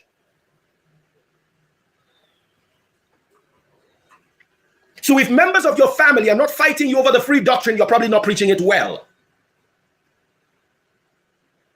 And that is why I'm going to show you something. That is why every one of Jesus' disciples was killed, except John, who died in exile. Let me show you this. Because they preach the message of truth. And when you preach truth, this rumor, this legend about how they all died as martyrs because they refused to recant their faith, complete nonsense. There's no historical record for this claim at all. I've heard people saying that if the disciples were willing to die for their faith, then it must have been the truth. Right, so that's a logical fallacy, because if you reason that way, then that proves Islam as well, because they're willing to die for their religion, right? That doesn't prove anything. The Jehovah's Witnesses were also willing to die in the concentration camps, right, to try to prove that their religion's valid.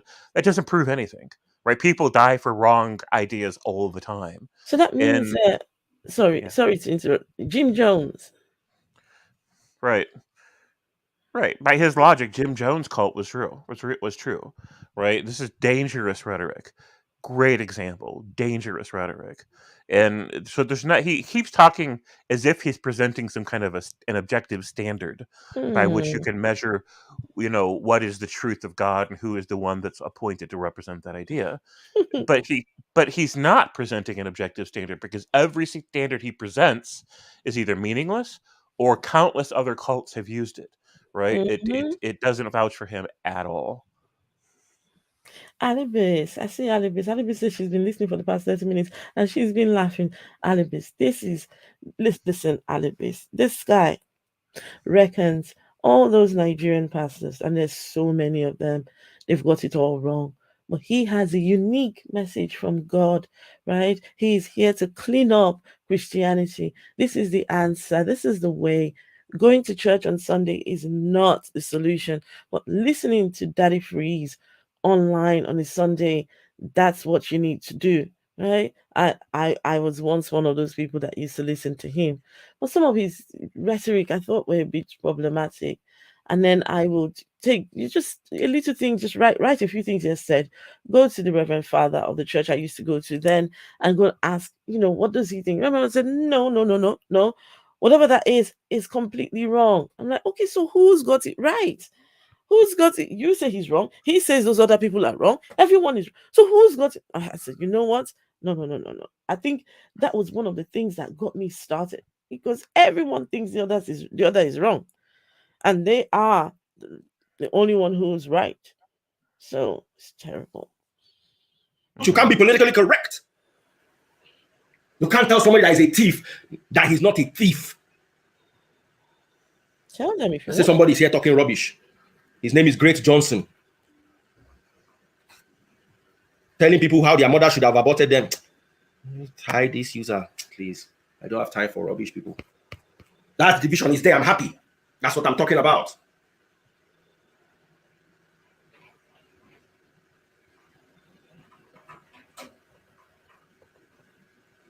See, the doctrine of Christianity is not a doctrine of prosperity, it's a doctrine of truth. Type it, put it up there. It's not a doctrine of prosperity, it's a doctrine of truth. What truth? Good question. What truth? How did the Bible, I'll show you this.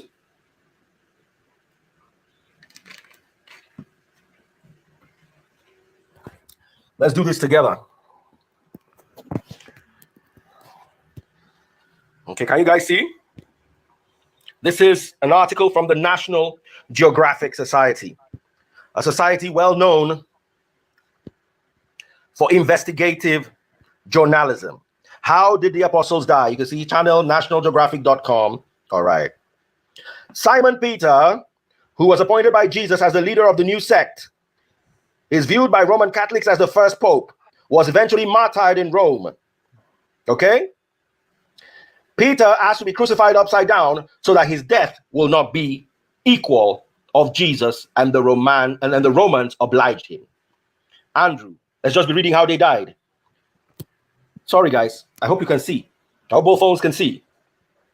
Andrew was scourged, and then rather than nailed to a cross so that he would suffer for longer before dying, Andrew lived for 2 days, during which he preached to passers-by. Andrew was tied to a cross, and it took 2 days for him to die after being scourged, tormented. James, I love James' story. After James was... Okay. The message of Jesus is one of love, right? He loves you. He loves you so much. He cares for you. Why do people need to die for the message of love? What's loving about that?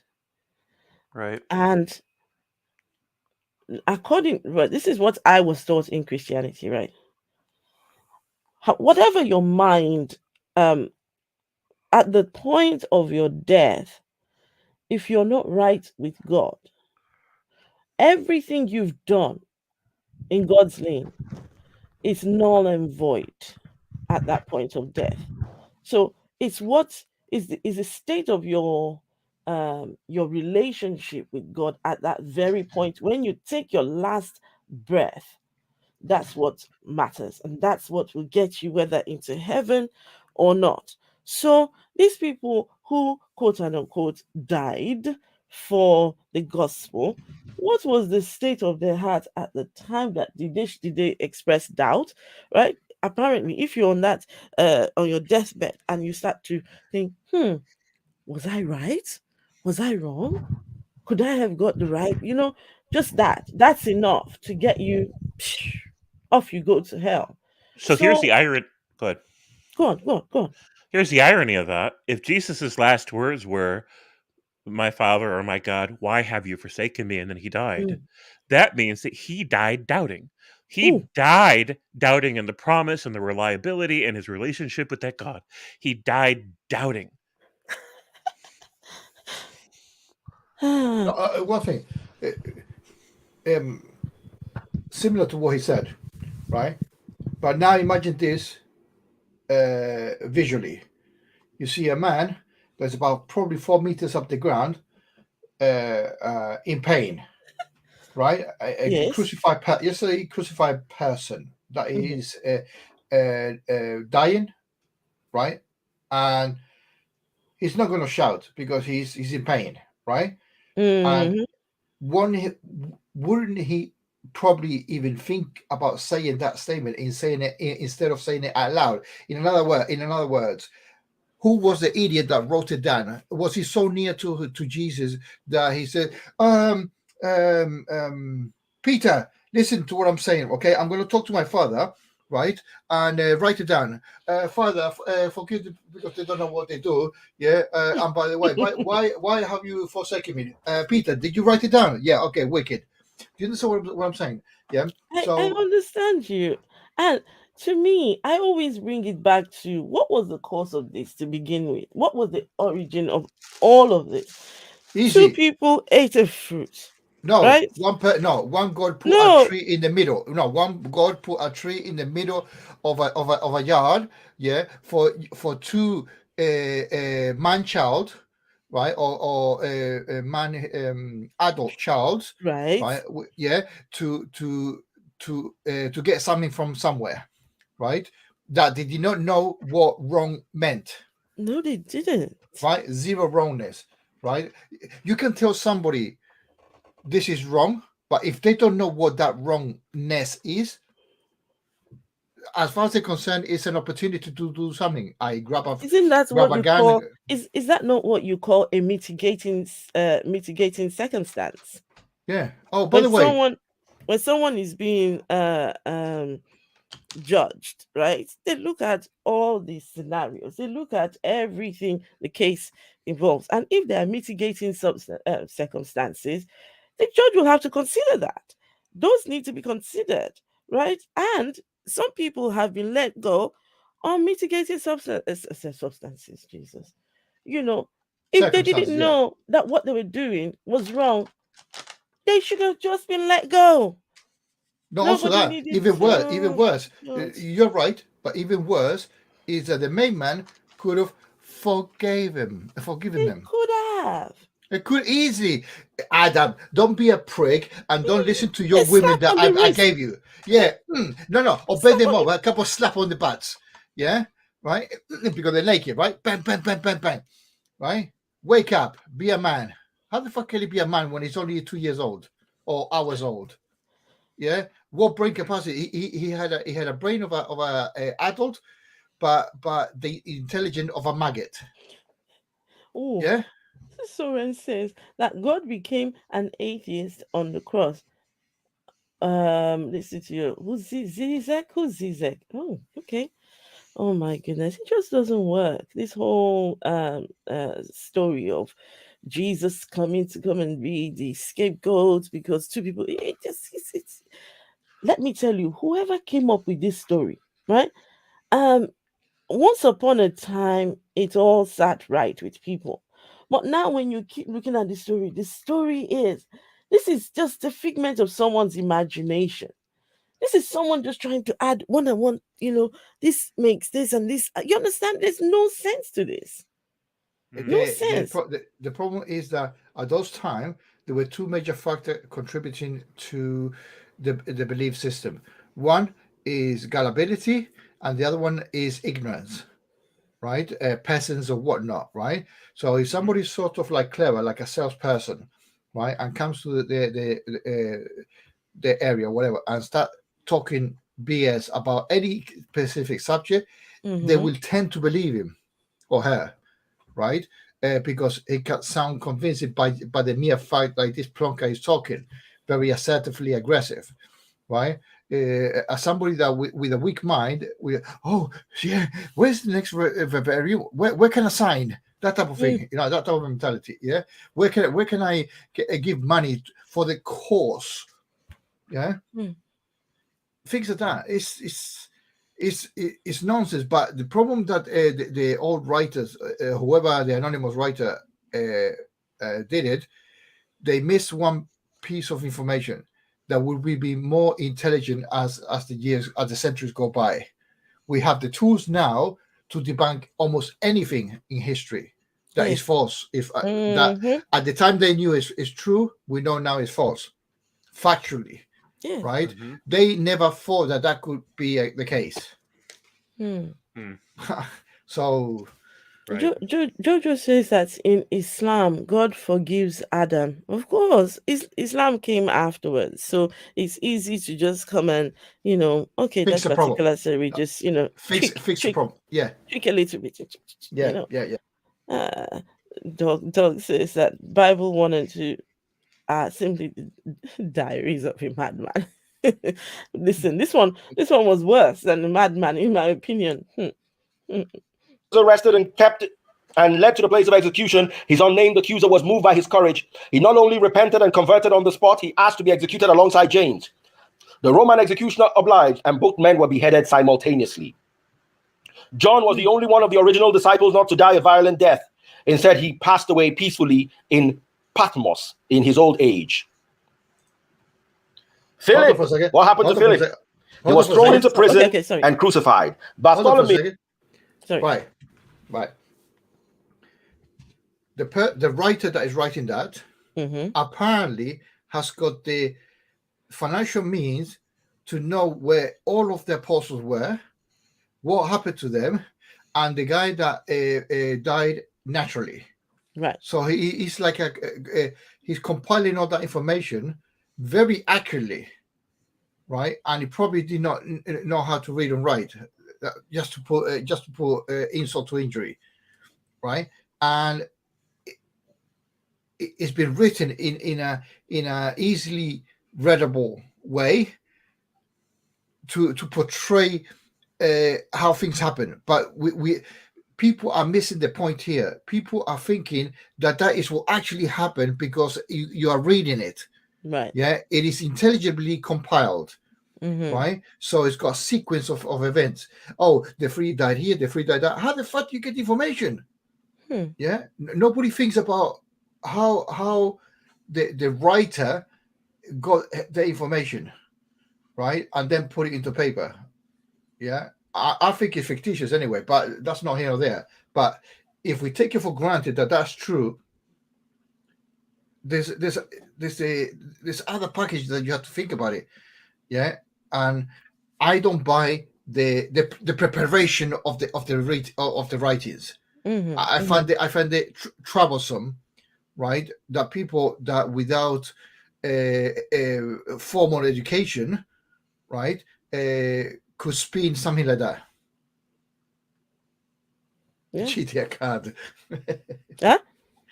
Sorry, Judas committed suicide. Judas committed suicide. He also cheated at cards. Oh God. No, but Judas was part of the plan. If there was no Judas, how was Jesus supposed to have been the martyr? How was he supposed to be the scapegoat? So it was all planned by God. Ahead of time. What happened to him? He was skinned alive and then beheaded. Thomas, what happened to Thomas? Hey, Maya. Local religious authorities who martyred him by running him through with a spear. Okay, sorry guys. I saw a comment here. Just want to figure this out. Quacks too much. I called my dad and told him a joke. 2 hours later, my sister called and said he suddenly died. I joked that he died laughing. Is that a real story, or are you being facetious? Are you is that real? Please tell us. Tell the Afro-Atheist what's the best way to contact me.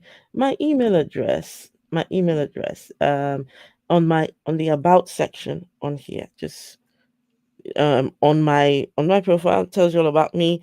My email address is right there. My Gmail address right there. That's the best way to contact me. Okay, all right, let's continue.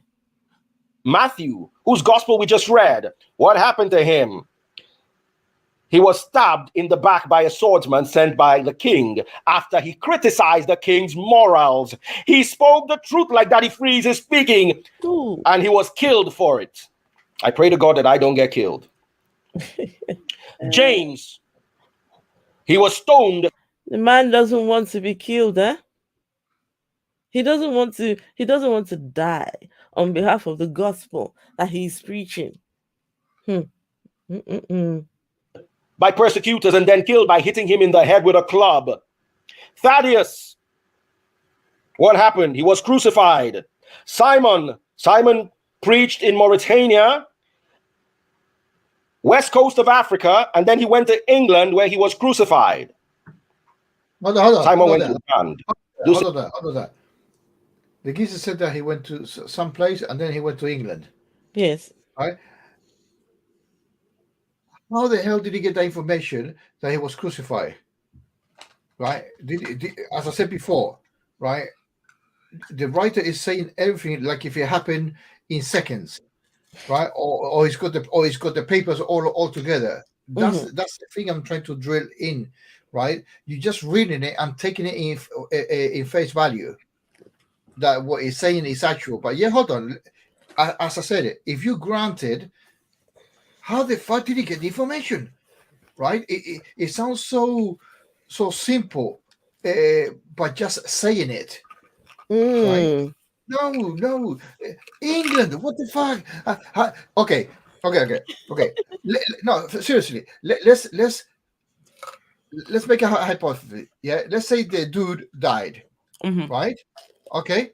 He must have died alone in the sense of no other compatriots. Right? Okay, let's entertain that because the apostle were allegedly spread throughout the world to spread the word. Yeah, right. So he was caught. Okay, let's crucify the guy. Right, in a Roman camp. right? Okay, fine. Now, what are the Romans going to do? Write a memoir and send it to the apostle, right? By FedEx, right? No, he's just going to die and rot on there. And the people and this guy that is writing, the writer in this case, yeah, how will he receive that information? What I'm saying is he's making it up. That's what I'm saying. Okay. Right? That's what I'm saying. He's making it up. It's just, Of course, it's all made up. It's all made up. TX says, "Hang me upside down. How much they pay the scribes to write that?" Okay, let's continue. Okay. Same John people carry this torch on their head. Judas Iscariot, you know what happened? We also know the biblical report of how the stoning of Stephen went, how it happened. I'll not get killed by the grace of God. But I'm here to preach the truth these people preached. Whether you like it or not, whether you accept it or not. Now, Jesus Christ said, carry your cross and follow me. He meant it literally. You saw how many of the disciples were killed by crucifixion? Did you want me to stop?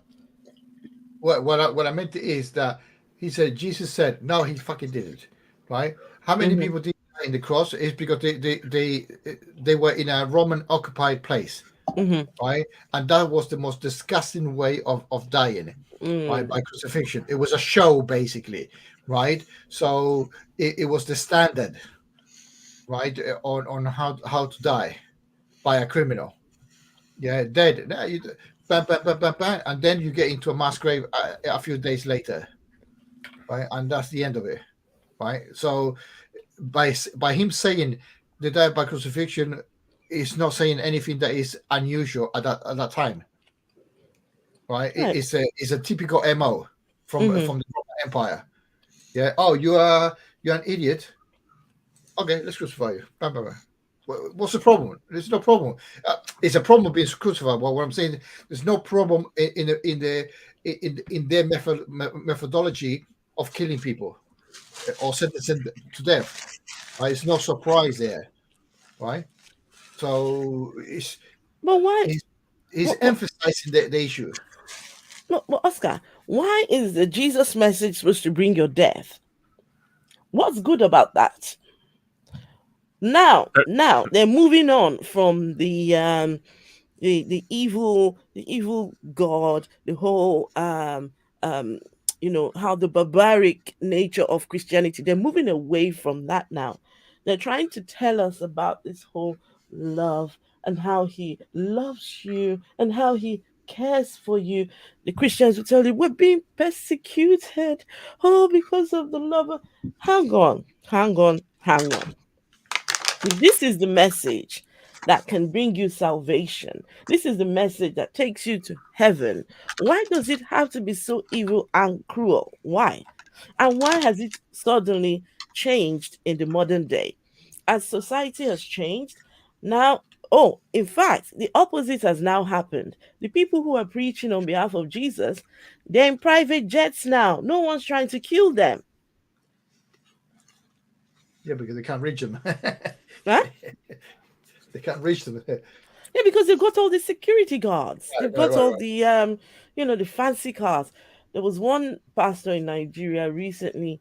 He was going along in his bulletproof car, and a group of people accosted them and shot at them and killed his security guards and some other people, right? But because he was in the bulletproof car, the bullet couldn't reach him.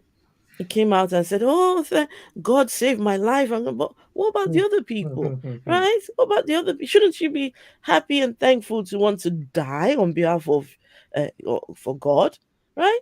Don't you get a better reward when you die for?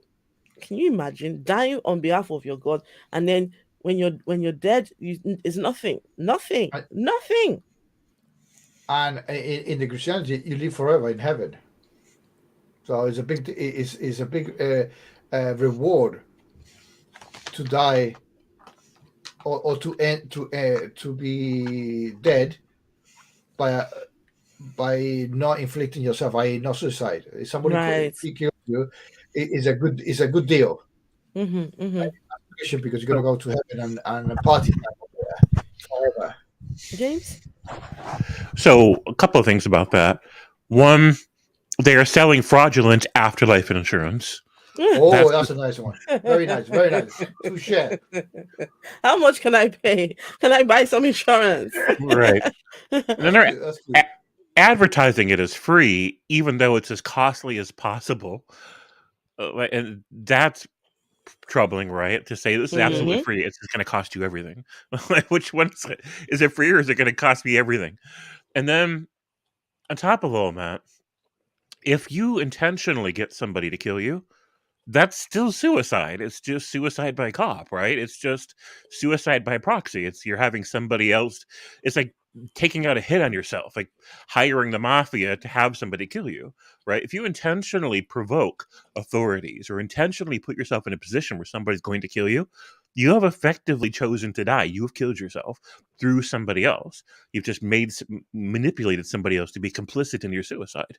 So if you're not allowed to kill yourself by suicide because then it doesn't count, then Jesus' death didn't count, and none of the martyrs' death counts, because effectively they committed suicide in order to prove how great their religion is, which is exactly what Muslim jihadists do when they blow stuff up. That's not impressive. That's my point about it. And Okay. also, yeah, you know what the funny thing about it? Well, funny thing about it is that if the so-called Jesus died for our sins, you should stay dead. Right. Yeah? There's no resurrection. No. If there's a resurrection, the death has got zero merit. Okay, he didn't stay dead. He didn't stay dead, right? I mean, yeah, Jesus died. Bollocks. He's alive, right? If he's alive, the death was meaningless. The promise of whatever, the package of the death, right? Die for our sins. No, how can you die if you wake up, aka resurrect? Yeah, resurrect. Yeah. I mean, can you imagine Jesus? Can you imagine Jesus resurrecting and going to collect these keys? Apparently, he went and collected some keys from I don't know where. He came back with the key of life and death and all this. Can you imagine Jesus going up to the heavens and saying, "Daddy, I'm back. Here's the keys. I've done it. Mission accomplished. Now, Daddy, what have I got to do?" Daddy says, "Now, Jesus, sit right next to me here and let us watch as human beings destruct themselves until we're ready for you to go back." How does this thing make sense to people?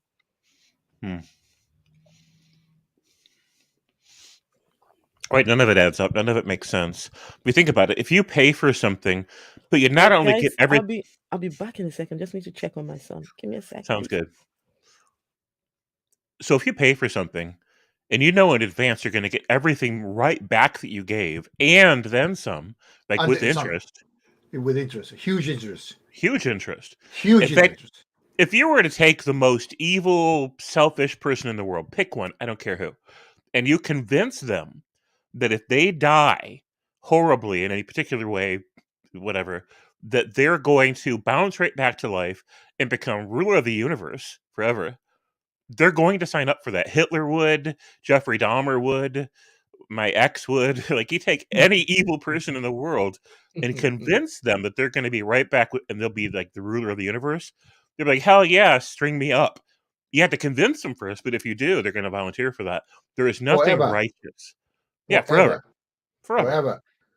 It's a huge deal. Huge, and if good selling point. Yeah, and if you suppose for a moment that if you see this through a Trinitarian lens, it gets worse. Because then God's got three personalities.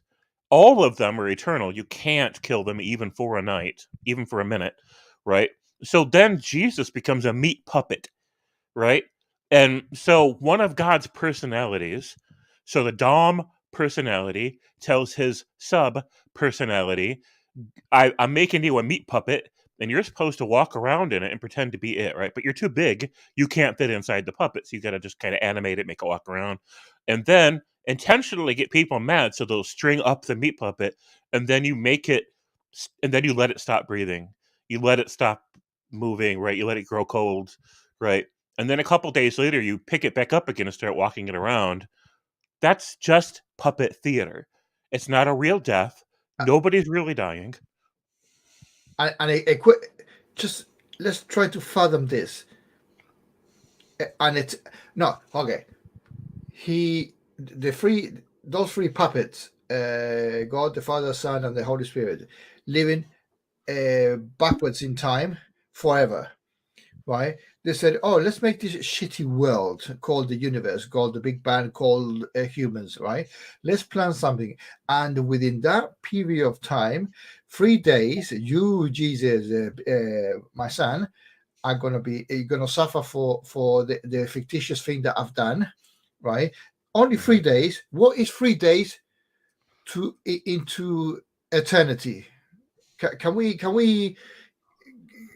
put that into perspective? You know what I mean? It's like putting an atom in the middle of the galaxy or the whole universe, right? Going expanding one direction and the other direction. It's nothing. It's nothing, right? So even if he lasted the guy 33 years, right? But he was only being tortured or whatever for 3 days. What is 3 days? Nothing. Absolute nothing. Absolute rubbish in God's perspective. Right. Right. There have been regular fallible humans that have suffered much worse for much longer and knew they weren't coming back, right?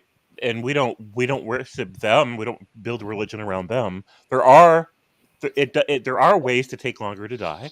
There are other causes to die for. Now, if somebody goes on a battlefield and they know, like say they're an atheist, for example, and they know they die, but they still sacrifice their life for other people, that's more impressive, right?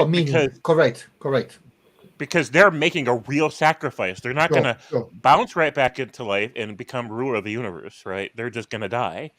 And yeah, so that's way more meaningful, way more impressive than what Bibles talk about Jesus. And the other way around is totally meaningless, right? Especially if you know that that's going to be the case. Son, for 3 days, I'm gonna treat you like a piece of shit. No, but right? No. How did the plan begin? How did it all start up? Right, 2 people eat a fruit, and now daddy's upset. Daddy says, "Those people down there, I hate them. I can't stand them." But daddy now decides, No, Esther goes back. It's worse. That's worse, right? It's worse than that. It's worse than that because imagine it through J.R. Tolkien, the Lord of the Rings. Okay, right. He has to think the story first, create the story with the malice intent built in. Right. So it's not about putting the tree. No. He already thought about it. Right, in however time microsecond, let me make a bullshit story, let me create it, let me create the illness behind it, let me put a fucking snake here, let me do this, let me do that. Okay, now press the run button, the computer run. Let me run the program. Oh, you see, Eve, how the fuck you fucked it up? Like if God was naive enough, knowingly that he's already the spectator of his own fucking creation. In another analogy, it's like if I'm a computer programmer, I program any adventure game, and I already got the characters predetermined. Yes, you may have some sort of freedom within certain parameters, right? But I know the end goal. I know that you have to go through like the 300 in a tight corner, in a funnel corner. I know that it's going to be a problem there. Let me put a tree there because I know sooner or later 2 idiots are going to go through that junction or that funnel area, and I'm sure they're going to do something about it, right? That is preempted, right? So you cannot get any more sadistic than that. Bad event, make it into effect, and blame the fuckers in the game for it. How do you work that out? Crazy, absolutely. And then no, but don't forget free will. Don't forget free will. Yeah, but that's inside the package. The package. No, hang on. Right? How can they say Adam and Eve we're exercising free will. But then they have a book where God deliberately interferes in people's free will, right? Someone like Paul the apostle, his free will was he was on his way to go commit murder, but but free will stop. Jonah was on his way somewhere else. Free will just squashed. There's many stories, so I don't understand this free will thing. Actually, fun enough. If we look at it again from JL talking in the Laws of the Ring, right? None of the characters have got free will because they've been built to like robots, like puppets, like a program. They've been built to do a certain tasks, right? So they're limited in what they can do, right? So there cannot be free will in that environment because you got a preset of things that needs to be done to accomplish an end goal, right? So you might think in situ in that moment that you may have an alternative. Yes, but they are fixed. According to the writer, I'm talking about that. Yeah, I'm talking about God creating the universe. He created X amount of things. He created gravity. He created different forces, electromagnetism and everything, right? It's all one package, but it doesn't go up beyond that, right? It created the trees to go upright, right, with roots down, right? It doesn't go anywhere. There's no free will there to go somewhere else unless a internal forces does something about it, right? So basically, it's a fixed events of different things, yeah. So free will goes out of the fucking window, especially prayer. Prayer is the most absurd thing I've ever heard. How can you change it? How can you change the Laws of the Ring writing, right? You know what I mean? Yeah, no, that's already predetermined. But by default, if you think about it first and then execute it, right?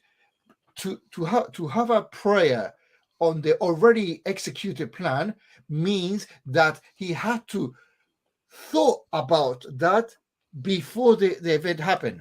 Let me make an idea. This is God. Let me think an idea that somebody's going to pray something which will be the end result anyway. Right? It's like a game of football that you see the beginning and the end, right? But if you explain it to somebody, you can say, I'm the creator. Yeah, I did this, I did that, and the end result. Can I just do this here? I was reading this comment and I was thinking, I remember seeing one of the Jesus is on meth vision. I'm like, okay, is Scapegoat Iscariot trying to be funny here and call meth vision meth vision? Well, yeah, but it turns out he was doing. Oh my God, those things happen, and before you know what's up, you've already pressed send. It's gone. Everyone's seen it. Hey, nerdy rodent, hello. Oh, meth vision, please do not tell Derek, okay? Do not tell. No one tell Derek. Oh my goodness. Did you see? Did you see how many of the disciples were killed by crucifixion? It means that when Jesus said, carry your cross, he did not say it spiritually. He said it carnally. Carry your cross because you are going to be crucified in my name. Whoa! When are they going to carry the cross of Jesus carnally? The cross of Jesus is not spiritual. It is carnal in every way. The afflictions are carnal in every way. The flogging, the cross, the spears, the oil that they used to boil them, the throwing down that they threw them down from heights. It was not spiritual. The miracles were spiritual. The Pentecost was spiritual. But the cross was carnal. I want you to put it that way. The cross is carnal. Okay, let me write it down. The cross is carnal. Oh, the cross is carnal. Yeah. Say it out loud. I can't hear you. It's acting. Tell it to your neighbor next to you. Yeah. So neighbor. Say after. Yeah. Let me call it. Yeah. Let me. It's carnal, right? Neddy's asking a question. Was he there? Look, Neddy. Look. The story of the Bible starts off by describing In the beginning, God created the heavens and the earth, and God did this, and God did that. Hello? The one writing the story, was he there? No, impossible. So if in the beginning there were no humans, where's the so for me, if your story already starts off on very questionable grounds, the rest of it just you can easily just throw it away. Just because the Christians said no. Um God gave Moses, God gave it to him. God showed him how creation started. All right, which is fine. I mean, I would take your assertions, I would take that until you can test how you until you can show me what test you did to figure out whether Moses was truly talking, no, God was truly revealing something to God or not, right? But if there's no means to test this, then someone is lying somewhere. Someone is lying. You want a subtle thing as well. I've said it in different platforms. Huh? Right. I've said this in different platforms. From the beginning, let's entertain it. For example, yeah, this God business. Okay. Now, from the time of creation to where? To Abraham. Right? To Abraham. Right? From age of creation to Abraham. Right? This God was non-denominational. There was no Jew before Abraham. Right? Right? Noah, it did not have affiliation, any religious affiliation. Right? Okay, so from Abraham onwards, it was his people, his people, his people. That's where Judaism kicked in. Right? Okay, now from fucking Paul forward, so God changed from non-denomination to Judaism, right? From Abraham to Paul, right? And from Paul onwards, God became the Christian God.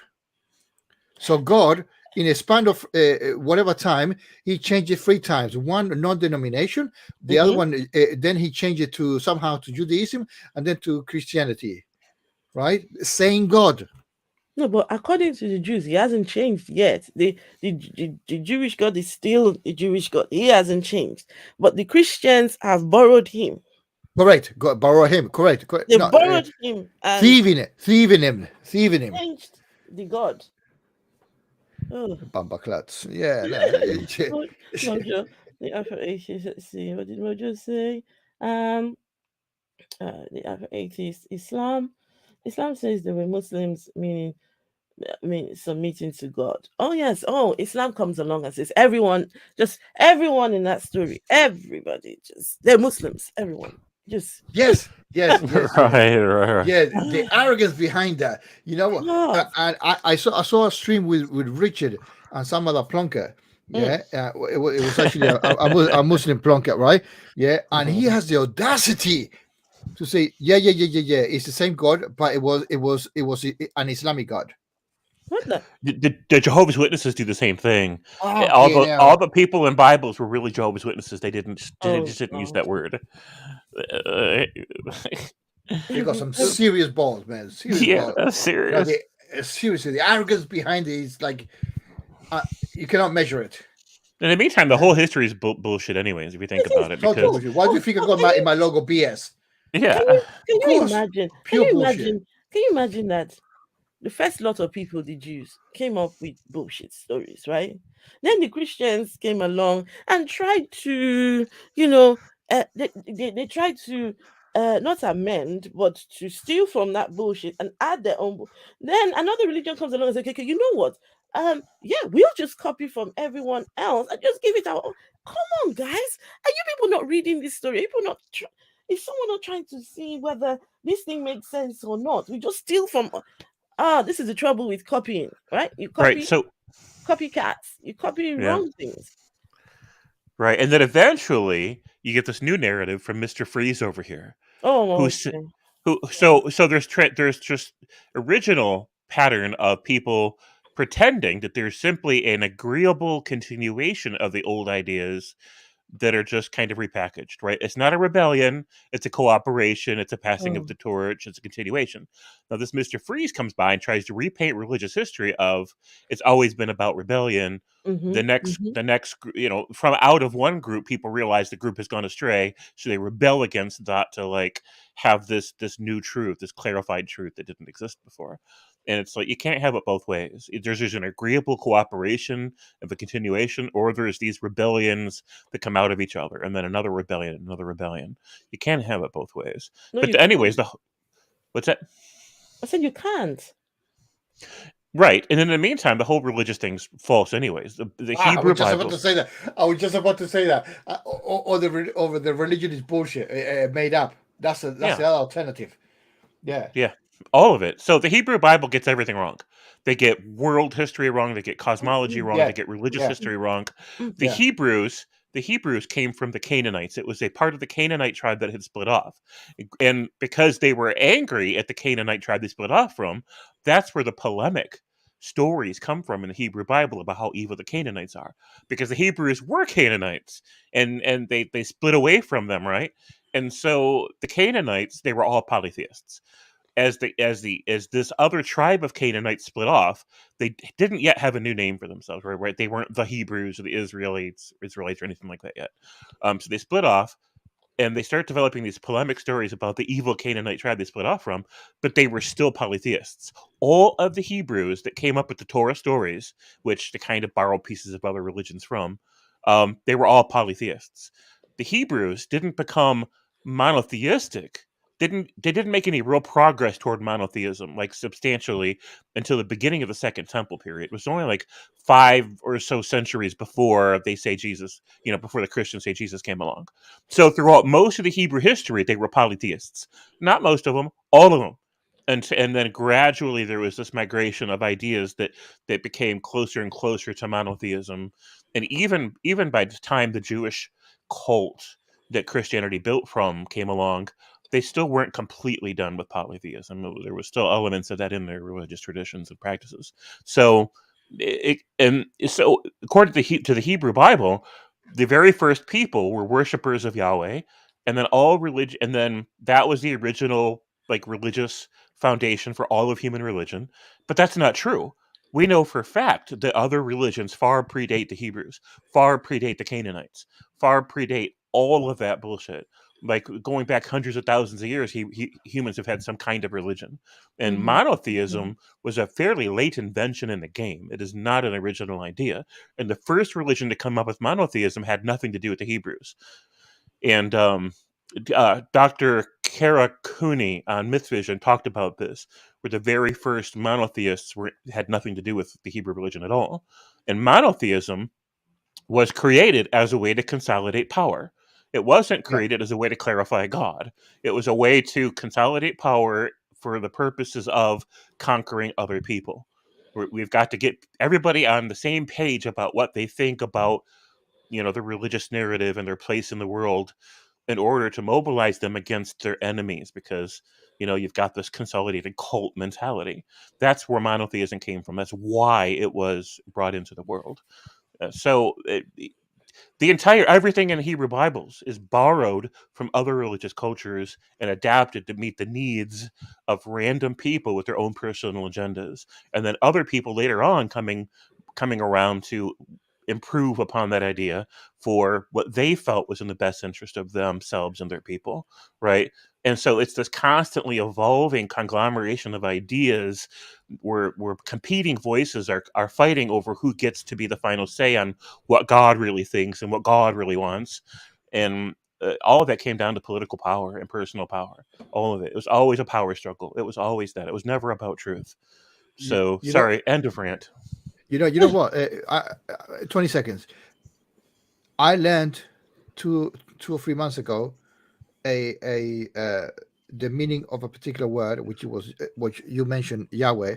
I knew that word for fucking youngs, yeah.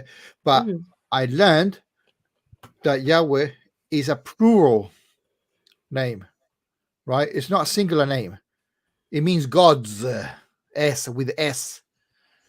Right? So whenever somebody says Yahweh, Yahweh, Yahweh, you're talking about gods, in plural.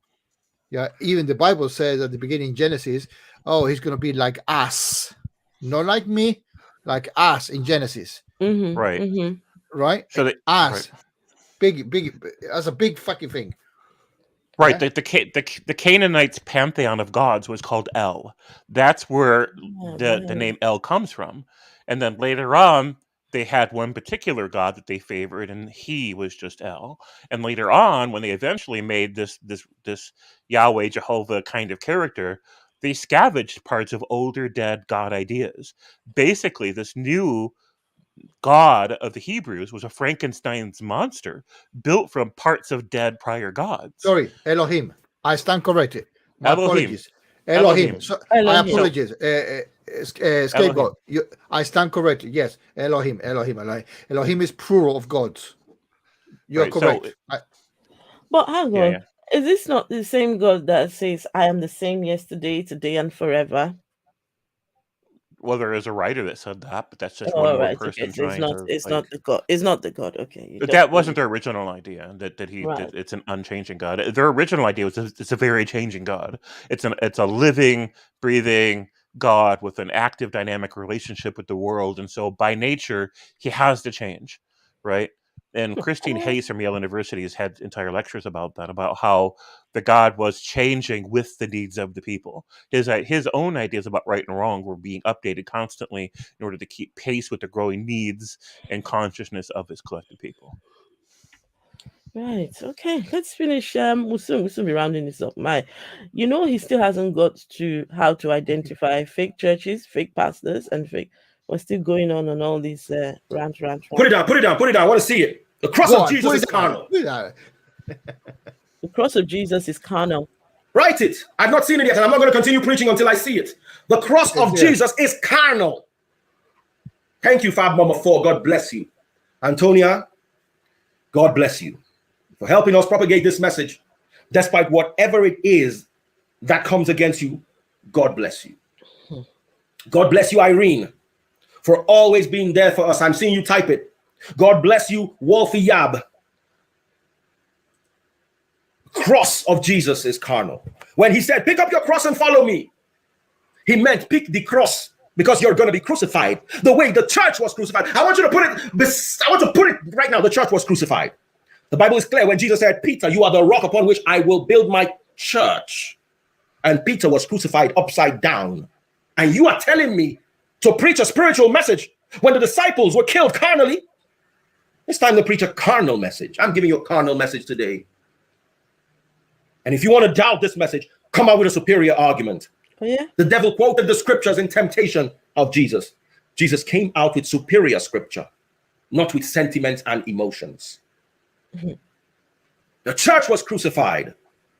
If you're being petted, if you're being respected by the government, if you're being begged, if you are not preaching the truth. The president of a country is sick and getting well. It is now you that you are going to go there and greet him first as a pastor. You are not preaching the message of Jesus. I'm waiting to see them so I can look and tell you, Baba, you are not telling the truth. Somebody said, one of the Bolizer said that daddyfreeze, is it not old enough to be your father? The scribes and the Pharisees and the teachers of religious law were 80, 70. Okay, let's do this logical calculation now. How old was Jesus when he started his ministry? How old was Jesus when he started his ministry? I want to ask you. Not 12, when he started his proper ministry. 12 was when he was found in the temple. 30, God bless you. How old was Jesus when he died? How old was Jesus when he died? God bless you, Shukma Vaughn, 33. So his mission when he's preaching was 3 years. Abi, if you say he started at 30 and he ended at 33, how old was he? Anything between 30 and 33. Jesus was between 30 and 33 when he called the teachers of religious law blind fools. Let me show it to you in the book of Matthew 23. Yeah, this is what I was saying. It says Jesus was rude. Let's go there and read it. He had a 3. So the oldest Jesus could have been. Let's imagine this Matthew 23 happened just a day before the crucifixion. He was 32 and 11 months and a few days. Abi? The scribes and the Pharisees were the teachers of the law with their long beards in their 70s and 80s. And a 32-year-old boy, Baba, I am 42 this year. So if you think me calling a 70-year-old man a liar to his face because he's lying is bad, then you are not following Jesus. Let's go and read this together. Let me show it to you how Jesus addressed men in their 80s when he was less than 33. I'll show it to you. I've never preached a message that doesn't have the Bible backing. Or the Bible's blacking, however it is. Let's do this together. Oh, the Bible's backing or the Bible's blacking? Okay. Either way, I mean, all the Christian themed teachers say that. Jehovah's Witnesses, Mormons, Baptists, Catholics, they'll always say that they have the Bible's backing, that they don't ever contradict it. Like, so what? Like, they all say that. It doesn't mean anything. In the meantime, he's putting an awful lot of passion into this issue of age. Like, who in the hell cares? Oh, no, like, no. Oh, no, it's a big deal. In African culture, it is a big deal. Age is a huge thing. You cannot question one who is older than you, right? Oh, That's really? culture, yes. So when you say something to one who's older, especially one who's older in age, even when they're doing wrong, even when it's so obvious for everyone to see that they're wrong, because they're older, you've got to show some sign of respect and just let it pass. So they will come for you if you come at somebody who is much, much older than you. Oh, that's the height of disrespect. They frown on that a lot. So that's why the age thing really matters. Because when he started, a lot of the pastors who he was talking about, their friends and their counterparts, how dare you? Even if you have a solid message, can't you respect their age?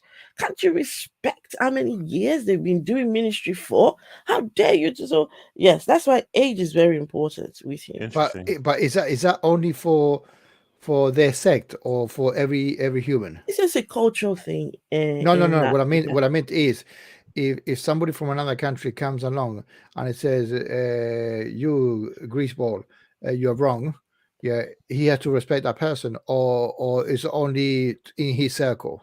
They might give you a pass if you're a foreigner, if you don't know about the cultures and customs. They might just give you a pass, but they'll make sure to let you know, in our culture we don't talk bad about our elders. No. Oh no, because I can talk bad about him because he said that he was 42 and I'm 56, so I can scold him in one of my videos. Yes. That's what I'm saying. That's right. Yeah, you're too young. So, Oi, what are you trying to say? No, you're younger. I'll give you that. I'll give you a blessing. Okay, right. All right. So, couple things. One, people have been talking about Elohim a lot in chat, and yes, the history, the etymology is a lot more complex, but we didn't want to go too deep down that rabbit hole. So, it's an extension of the word El, which means mighty one or mighty ones in plural. Elohim is either a qualitative plural or a quantitative plural based on how it's used. Now, he was correct to say in Genesis when it was talking about the Elohim, let us make man in our image, that was plural, quantitative plural. But it can be used as a qualitative plural instead. So a qualitative plural of that would be the word majesty. So it's the word majesty in terms of like a king or an authority, but also in terms of something monumental that you feel humbled and small at the feet of. So when we say something like a majestic mountain, we're talking that it has this powerful strength of presence because of how big it is compared to how small we are. And we can't move it, we can't push it, we can't pull it. We are subject to it. We have to go around it or live underneath it, right? So it's this idea of a powerful entity of some sort. Mm-hmm. So if it's a qualitative plural, then it can mean one of two things. Either they have many qualities that qualify it as a majesty or as this power in front, that we're in the shadow of, or it can have many qualities, or it can have many qualifications. There are many different ways that it's majestic. Whereas if it's a quantitative plural of Elohim, then there's more than one of them. Right, so it depends on how you use it, but it's directly related to the word El. It branches off of that, and El just means mighty or mighty one, which comes from the Canaanite pantheon of gods, who are the mighty ones over the people. So it's a very complicated issue. We don't want to go too far down that rabbit hole, but people are talking about that over in chat. Go ahead. No, you can finish what you're going to say. I've got to leave in a couple minutes, but I'm going to stay with you. This is going to end in a few minutes. Oh, So okay. just Very let's good. hear him one last time, and we'll come back to this. He'll come and tell us how to detect who is fake. Matthew 23:16. Open it in your Bible if you don't trust mine. Blind guides, what sorrow awaits you? For you say that it means nothing to swear by God's temple, but it is binding to swear by the gold in the temple. Blind fools. Look at Matthew 23:17. Blind fools. Can you see it? Which is more important, the gold or the temple that makes the gold sacred? 19. How blind is calling old men. Jesus was less than 33. Look at it. 27. For you are like whitewashed tombs, beautiful on the outside, but filled on the inside with dead people's bones and all sorts of impurity. That is what a 33-year-old Jesus called the liars of his time. And I stand here today and call every Geo that has lied a blind dingbat. Whoa. And I do it biblically. I do it scripturally. I do it under the new covenant. And I do it under Jesus. Amen. Because it's a time I can feel it. for division. Yeah. Time for division. I don't know who's with me this afternoon. Yeah. Nobody. No. James and Oscar are with you. I'm not, but the two gentlemen, they're with you. Not me. No, me gone. Remove the culture of Yoruba inside this. I'm a shepherd. They are shepherd. This is shepherd to shepherd. Jesus, as a shepherd in his right, was standing against the teachers, the shepherds of the people, the teachers of religious law. And he called old men blind fools. I call them today blind dingbats. Oh, yeah? They are not happy they should go and die. Woo. If there's anything I've taught you that's not backed by the Bible, unfollow me. But as long as what I'm raising is in the Bible, you have to be very careful so you don't offend God. Let them raise these same things with the Bible. If they don't like it, they should go and die. Everything I've taught you is in the Bible. If it's not in the Bible, you think it's not in the Bible, just unfollow me. Unfollow. Yeah. My son, slavery is in the Bible, idiot. Yeah. This is Christianity, guys. This is the person who God wants to clean up Christianity over in Nigeria, over in Africa, and he's got lots and lots of followers. But a lot of people have said they reckon he's an atheist, but he knows that it is a grift and he can make some money off this. I don't know how true that is. It's just allegations. I've been in his chat one time when I asked him, "Are you a Christian?" And he said, yes, he is a Christian, but he respects atheists, right? But that atheism has its own issues. And one of these days, he's going to come and talk about the issues in atheism. I cannot wait. I can't wait for him to talk about but that's it, guys, for today. That was intense. That was intense. My goodness. Yeah. And this is so you're telling people, leave everything you've heard, leave everything you've known, and this is the right doctrine. You know what? How about we just put all of them together and just throw them away? They're not worth it. This is not the solution. This is even worse, in my opinion. Because everyone and anyone can just decide to be, quote unquote, the Messiah, the one that is sent, right? Oscar would do a perfect job if Oscar started his own ministry. Just learn a few tricks from Creflo. And actually, you know what? Creflo, he's an asshole. Listen, I could do a better job than him. Yeah, I just applied something that I met this guy, Jack Fresco, in person. Right, I consider him worthy of following because of the resource-based economy, meaning the whole earth belongs to the human, without exception, and everybody is the owner. Right? There's no landmark, no divisions, no nothing. Right? And there's no wealth, there's no poor, there's no nothing. You just share the resources. Right? You should look up to that. That's fucking. What did you call his name? Jack. Jack.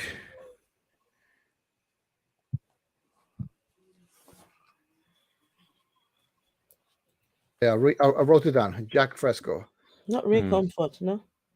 Oh, no. I met him when it was about 90 odd. Oh, really? Right, guys. So what have you guys got on your channel coming up? James, I know you're very, very active on your channel. Can you please Mm. plug your channels in the chat, please? Oh Let yeah. guys follow you. I beg you.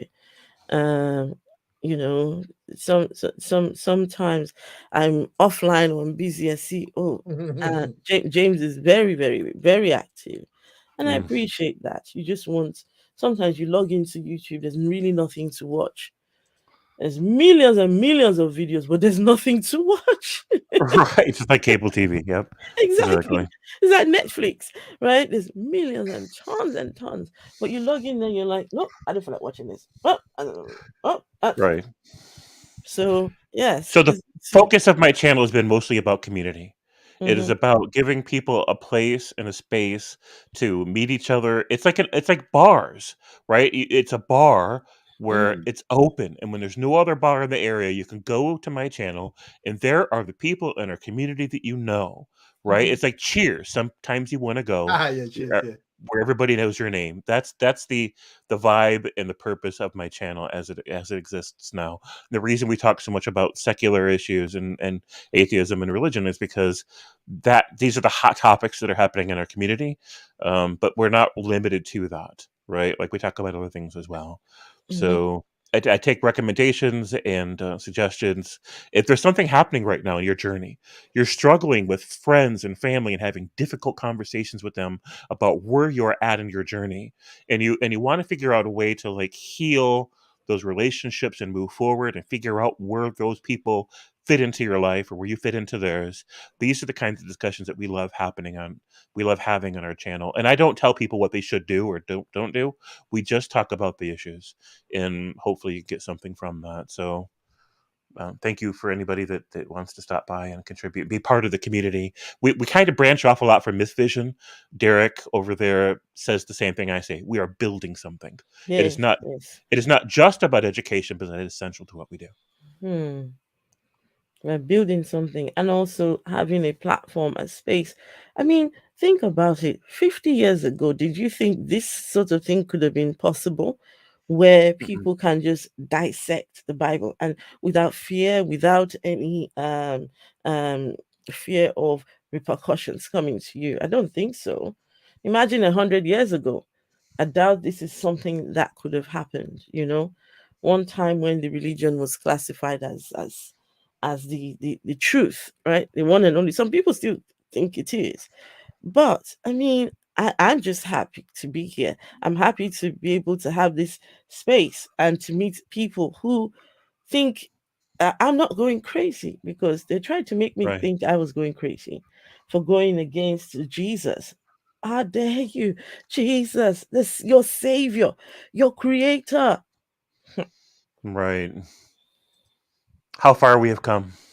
I know. Oh, I do want to address one thing for secular pagan mom and anyone else that may be in the audience that this relates to. There are some people, like Aaron Ra, for example, a famous atheist, that take a very hardcore anti-spirituality position. And there are Hmm. some people, like Sam Harris, that are pro-spirituality, but in a physicalist sort of way, where it's not some supernatural realm; it's a very natural realm. And so it determines kind of like the attitude we have and where we draw the line. I am not anti-spirituality on my channel. Pagan persons, Wiccan persons, Native American, Indigenous, spiritual persons, they are all welcome in our community. In fact, even Christians, if they can behave well, they're welcome too. But Absolutely. if they can't behave well, then that's when it becomes a problem. So Hmm. we do not say bad things on my channel about people who have faith or people that have particular views about religion or gods or anything like that. We don't. We talk about destructive attitudes and destructive words and destructive behaviors in our own lives and in the world at large, and how we can try to educate and heal and help people progress and move forward. That's what we talk about, right? And so if that feels like it might be a space for anybody here, you're always welcome. And I love the fact that you talk about mental health. Hmm. You try to highlight the issues with religion and mental health, and for me, that's a big deal, right? Because I think we take for granted how religion affects people's mental health until when they start to suffer a crisis, or when they're starting to question, you know, Right. and they start to experience these highs and lows, and oh, sugar, I was lied to all this time. You don't know what is true, you don't know what is. And I suffered a deep depression. It was really, really bad, and there's nobody who could help me, because everyone, they can't relate. They're still stuck in there. So so thank you for doing that. And Oscar's kind of approach, he's no nonsense. Oh, I'm gonna Oscar has no time for the That's right. BS. He just tells it as it is. No Take it easy. nonsense. There's a place for that in the community too, right? I'm not drawing a hard line between my channel and the hardliners. Jay, Pocket Locker 86 is a very hard line. Right. Tolerates zero bullshit, right? And Uncle Bobby's the same. So I'm not saying, right? So I'm not placing those guys outside of some kind of a wall, right? There's a place for that. There's a place for Aaron Ra. There's a place for Dillahunty and the militant, zero woohoo, zero fantasy people, right? There's a place for that in a community, but there's also places for in channels like mine where we just focus on the fundamentalists. And Derek's the same way, right? Derek doesn't draw the line against theism or against spiritual beliefs. It's just about, are you saying and doing things that hurt people in our real world? That's where the line is for me. That's where the line is for Derek and a lot of other people. And there are some people, like Aaron Ra does make an argument for how he thinks all forms of woohoo are harmful in some way. And I understand his arguments. I'm not trying to invalidate that at all. I'm simply saying that everybody's in a different place in their journey. And if there's somebody out there that has a channel and where they're at and the way that they think is incompatible with where you're at and the way that you think, come on over to my channel, right? Because there's a place for you. That's all. Yeah. That's it. And that's why everyone will have their own different approach and how you do things. Someone was asking, are you African? Both of you are not African, but I would rather you guys come and listen to, so you give a non-biased opinion, right? You can hear it for what it is. You've got no hang-ups, you've got no biases, none whatsoever. You can listen to him and figure out, okay, no, this is wrong. Because don't forget, like I said, when I told people that I was going to start talking about this guy on my, please tread carefully, don't go too hard on him. But he goes in hard on people. He's telling folks, if you don't like it, go and die. Yet you, who is questioning his methods, you're supposed to tread carefully. You see, it's just right. Dog says he hates the way you guys berate his dog and savior. Dog and savior. Anyway, guys, thank you so much. Please do not forget to like the stream, give it a thumbs up. I may not be here tomorrow. I don't feel 100%. I'll see how I feel overnight.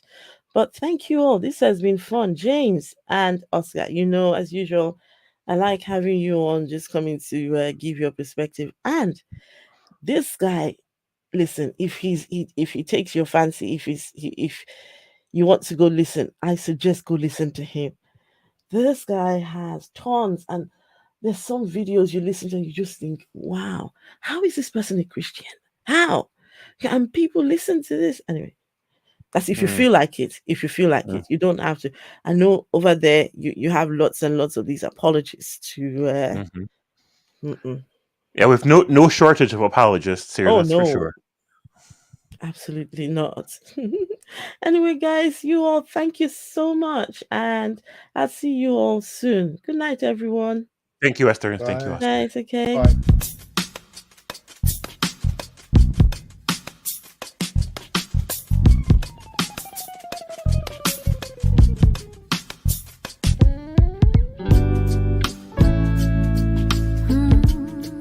Do you have a moment?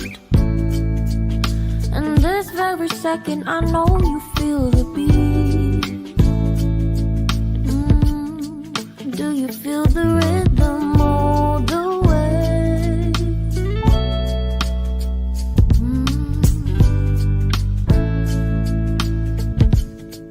Can you see the vision?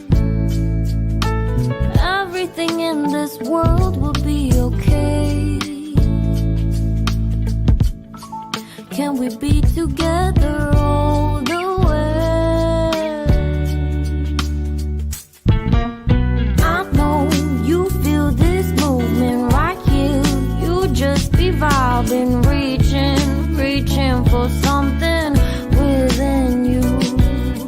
I know you feel this movement right here. You just be vibing, reaching for something within you. Nights in California, fly passing homes, yeah, right by sunset colored skies.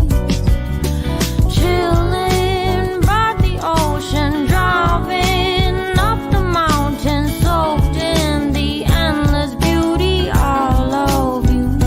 You know it feels alright, alright, alright.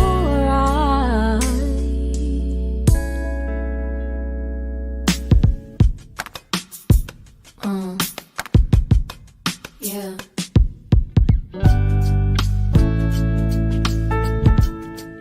Can you see